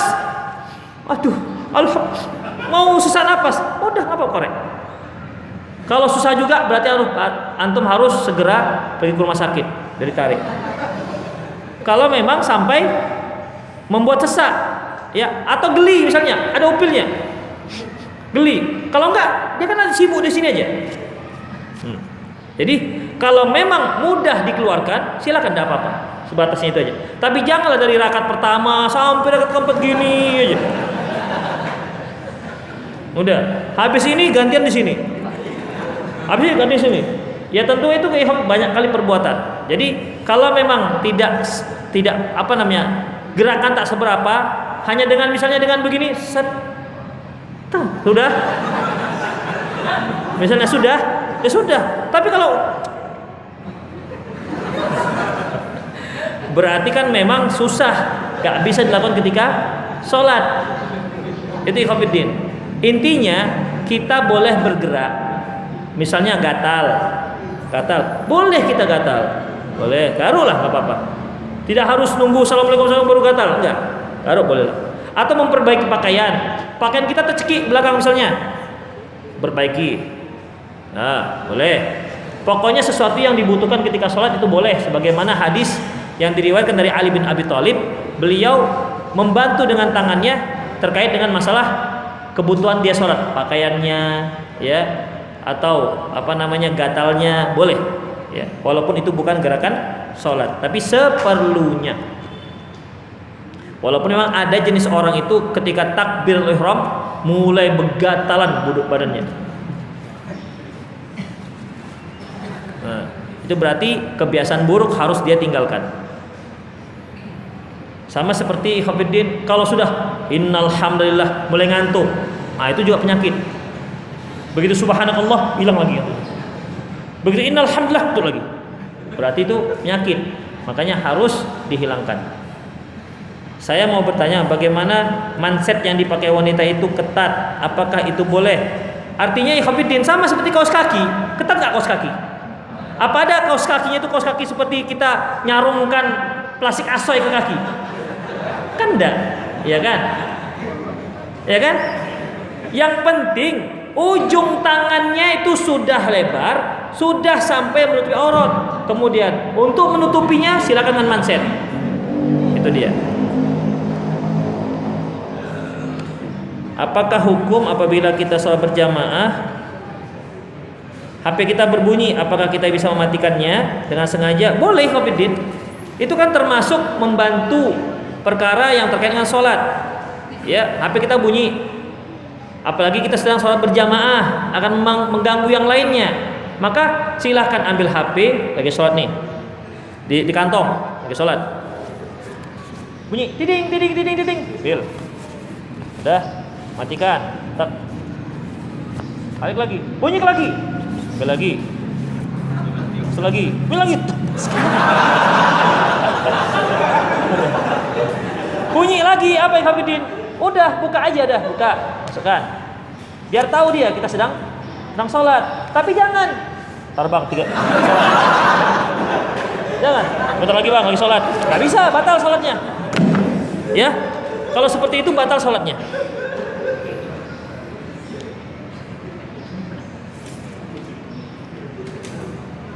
Ya, habis.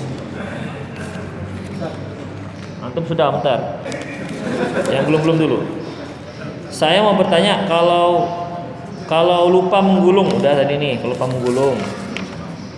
Bagaimana jika seorang ingin safar, dia sudah melakukan sholat jamak, isya berjamaah, maghrib, sedangkan mobil yang dia tumpangi belum menjemput. Sementara adzan isya sedang berkumandang, apakah dia harus mengulangi? Udah nggak perlu lagi. Apakah hukum memakai pakaian bergambar belakangnya pada saat sholat? Secara hukum sholatnya sah, tetapi dia berdosa karena pertama membawa gambar. Tergantung gambarnya, ikhwatiddin. Tergantung gambarnya. Dan gambar itu kesalahannya bertingkat-tingkat. Rasulullah SAW pernah sholat, sementara di depannya digantungkan Aisyah tirai yang bermotif. Habis sholat ditarik Rasulullah, dianggalkan. Ini motif ini tadi ya mengganggu sholatku. Kan ada memang ikhwatiddin. Ya, ada orang-orang itu yang memang dia hobi pakaian atau dia jual pakaian. Dia lihat, tengok, oi, kok pakaian Kamliano, wah. Tengoknya bagus pakaian ini, begitu. Ditengok-tengoknya kan bingung tiru. Dia apa ikhwatiddin? Yang batik, tengok nih, batik. Ini batik Medan ini. Batik tulis ini. Akan ada ikhwatiddin. Ya. Atau gambarnya apa ikhwatiddin? Tulisan seperti dari Jogja, Dagadu, tulisan. Gambar nama alumni. Dia kata alumni. Mana nama modern enggak ada sih kalau. Kan nama-nama alumni. Iya. Lebih parah lagi kalau gambarnya gambar hewan. Saya pernah sholat, begitu Allahu Akbar, di depan anak muda pakai baju kaos hitam, gambarnya monyet yang sedang ngejek. Wih, masya Allah, itu betul-betul monyet betulan, bukan monyet ecek. Monyet betulan sedang ngejek. Bayangkan ikhwan, gimana terganggunya kita sholat? Sami Allah nampak lagi monyetnya. Kan mengganggu sholat orang lain, dosa, nggak boleh. Ya, jadi upayakanlah pakaian itu polos dan akan lebih bagus. Sebagaimana sahabat Rasulullah, khairu thiyabikum al-abyad. Sebaik-baik pakaian kalian itu adalah warna putih. Kafinu mautakum bil abyad. Maka kafankanlah mayat kalian dengan warna putih. Jadi macam saya ini, yang saya pakai ini, ini sebaik-baik pakaian. Gitu. Kenapa? Warna putih.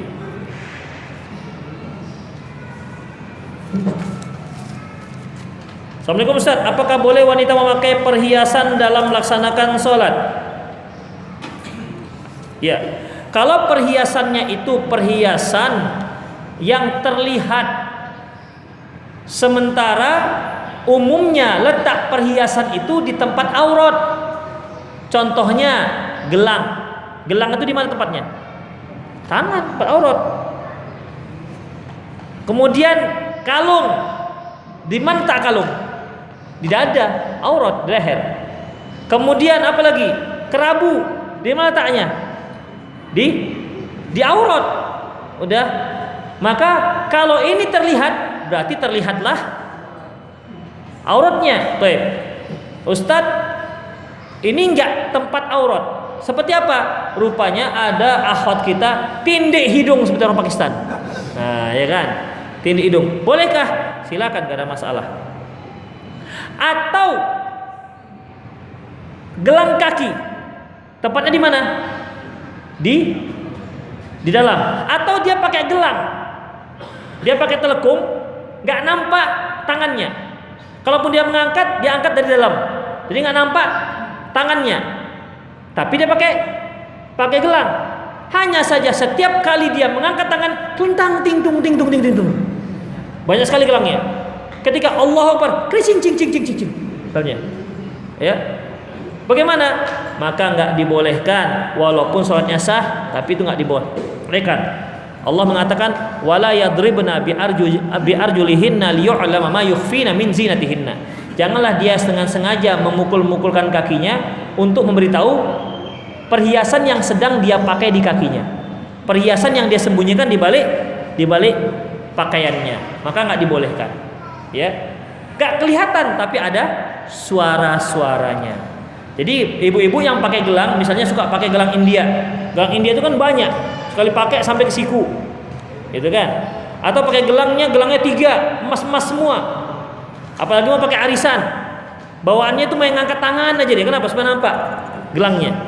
Udah. Kalau dia tertutup di dalam tangan, kemudian masih berbunyi, maka tetap tidak dibolehkan. Demikian. Gimana kalau perhiasannya di gigi Ustaz? Giginya emas. Ya, gigi emas. Jadi kalau sudah gigi emas, ngomongnya diupayakan pakai es semua. Jadi nampak terus giginya. Jadi bagaimana ya Khofiddin? Karena gigi itu bukan tempat perhiasan. Ya, gigi bukan tempat perhiasan. Dan sekarang juga orang yang pakai gigi emas tidak menjadi tambah cantik, tapi malah tambah buruk. Kenapa? Kuning. Ya. Itu dia. Bagaimana kalau mandi junub nggak pakai kain basahan, bisa nggak kita langsung sholat? Nggak bisa lah, namanya juga mandinya nggak pakai basahan, berarti telanjang, langsung sholat? Ya nggak bisa. Ya jelas nggak bisa, kan nggak berpakaian. Ya, sedangkan dia pakai basahan, langsung sholat nggak bisa, apalagi pakai basahan. Jadi nggak bisa ya Khofiddin. Ya, nggak bisa. Dia harus memakai pakaian dulu. Lengkapi dulu baru dia sholat. Itu dia. Kan gitu pertanyaannya kan? Bagaimana kalau mandi junub nggak pakai kain basahan? Bisa nggak kita langsung sholat? Betul. Nggak boleh. Orang nggak pakai basahan gimana mau sholat?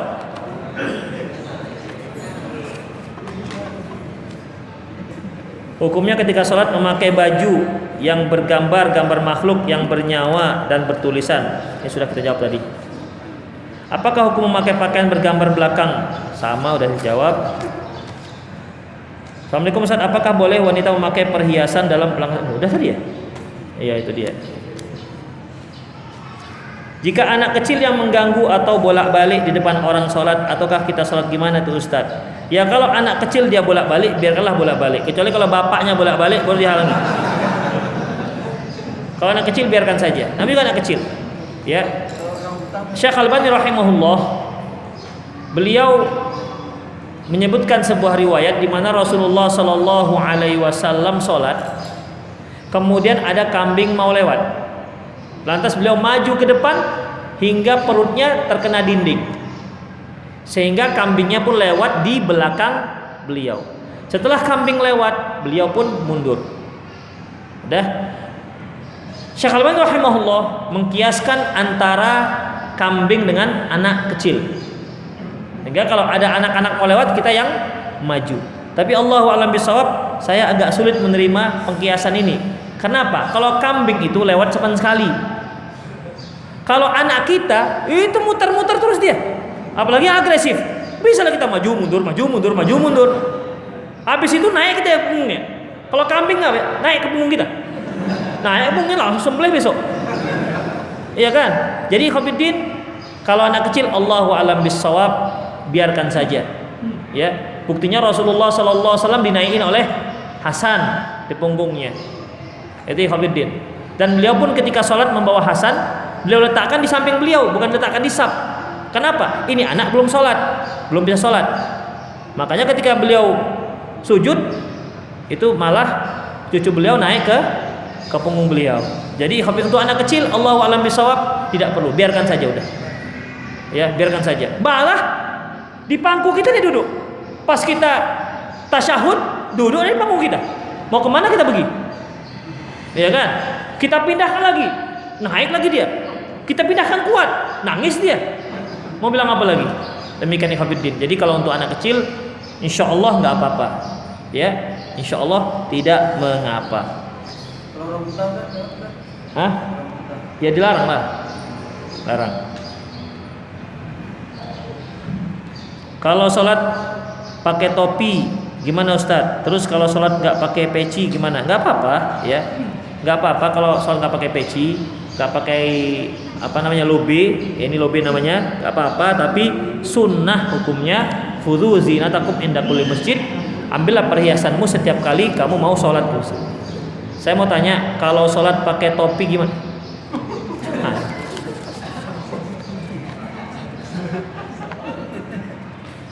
Sekarang Khofiddin, topi. Kalau yang antum maksud topi pet yang ada begininya, ya, itu bagaimana? Sah nggak sholatnya? Hah? Iya, akan kesulitan sujud. Enggak Ustaz, ini kita putar ke belakang misalnya. Ya, selama apa namanya dahinya nempel, tidak apa-apa. Atau yang antum maksud pakai topi Pak Tani, yang itu, gimana sholatnya? Nggak sah. Kenapa? Nggak akan bisa nempel di lantai. Kenapa? Ganjel dia. Topi apa lagi yang antum maksud? Topi koboi. Nah ini masa topi, banyak topi jenis topi kan. Intinya kalau seandainya dahi tidak nempel di lantai maka tidak sah gara-gara topi tersebut. Habis. Ya. Bagaimana kita terbangun waktu sholat subuh sementara di masjid sedang berlangsung sholat subuh kita terbangun, apakah kita tidak melakukan sholat sunat fajar atau kita melaksanakan sholat subuh? Enggak. Kita langsung wudhu dan langsung bergabung dengan orang yang sedang sholat berjamaah. Di rumah kita tidak mungkin sampai di masjid. Tinggal waktu kan kita ke masjid, kita terbangun saat kita tahu pas sedang berlangsung sholat subuh. Kita tidak mungkin cari ke masjid. Ya. Gak usah hujan lah, nggak usah hujan. Artinya kita, kalaupun kita ke masjid, imam akan nggak sampai dapat. Itu bagaimana? Apakah kita sholat sunnah subuh? Ya, Khofiddin, mengenai sholat sunnah fajar. Ini sebenarnya akan saya bahas di Bang Bidi. Mengenal rawatib lebih dekat, itu judulnya. Sederhana, tapi insya Allah banyak pernak-perniknya. Khofiddin, rahimanallahu wa iyyakum. Untuk sholat subuh, sunnah subuh, pernah seorang sahabat setelah sholat subuh dia bangkit lagi sholat subuh. Dia bangkit lagi sholat. Setelah sholat Rasulullah pegang pundaknya. Tadi itu sholat apa? Karena kan Rasulullah katakan la sholata ba'da subhi hatta tatlu'asy syams.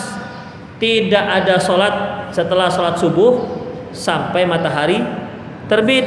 Wala asri ya hatta taghrub syams. Dan juga tidak ada sholat ba'da asar sampai matahari tenggelam. Baik. Jadi setelah sholat subuh orang ini tambah lagi 2 rakaat. Rasulullah tanyakan, setelah selesai dipegang pundaknya, ini sholat apa? Ya Rasulullah, tadi saya belum sholat sunnah subuh dan sekarang saya lakukan. Rasulullah tidak larang, Rasulullah diam aja. Ya, Rasulullah diam saja. Tandanya boleh. Demikian Khofiddin, tandanya boleh. Dan hadis ini hanya satu. Sahabat-sahabat lain nggak ada diriwayatkan melakukannya. Tandanya ini jarang terjadi. Jadi jangan tiap hari ya sih. Habis subuh, oke. Habis subuh kenapa? Hampir setiap harinya terlambat. Ya. Setiap hari terlambat. Berarti enggak seperti itu Khofiddin. Para sahabat terjadinya itu jarang-jarang. Dah. Baik. Lantas bagaimana kalau seandainya, berarti dia bagaimana? Bagaimana kalau seandainya dia di rumah? Ya sama. Ketika dia terlambat sama sekali, bagaimana? Maka dia sholat sunnah subuh dulu, baru kemudian sholat subuh. Tapi bagaimana kalau terbangunnya setelah matahari terbit? Apakah tetap sholat sunnah subuh? Ataukah sholat subuh aja?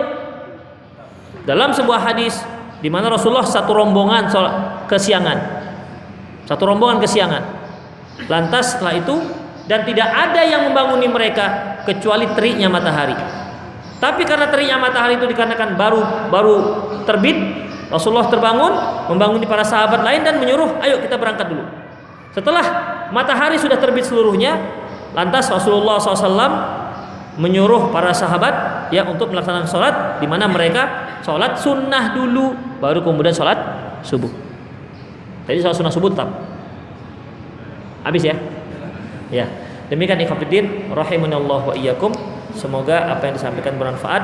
Aku qouli hadza wastaghfirullah li wa lakum wa lisal muslimin innahu ghafurur rahim. Subhanakallahumma rabbana wa bihamdik asyhadu an la ilaha illa anta astaghfiruka wa atubu ilaik. Wa akhiru da'wana alhamdulillahi rabbil alamin. Assalamualaikum warahmatullahi wabarakatuh.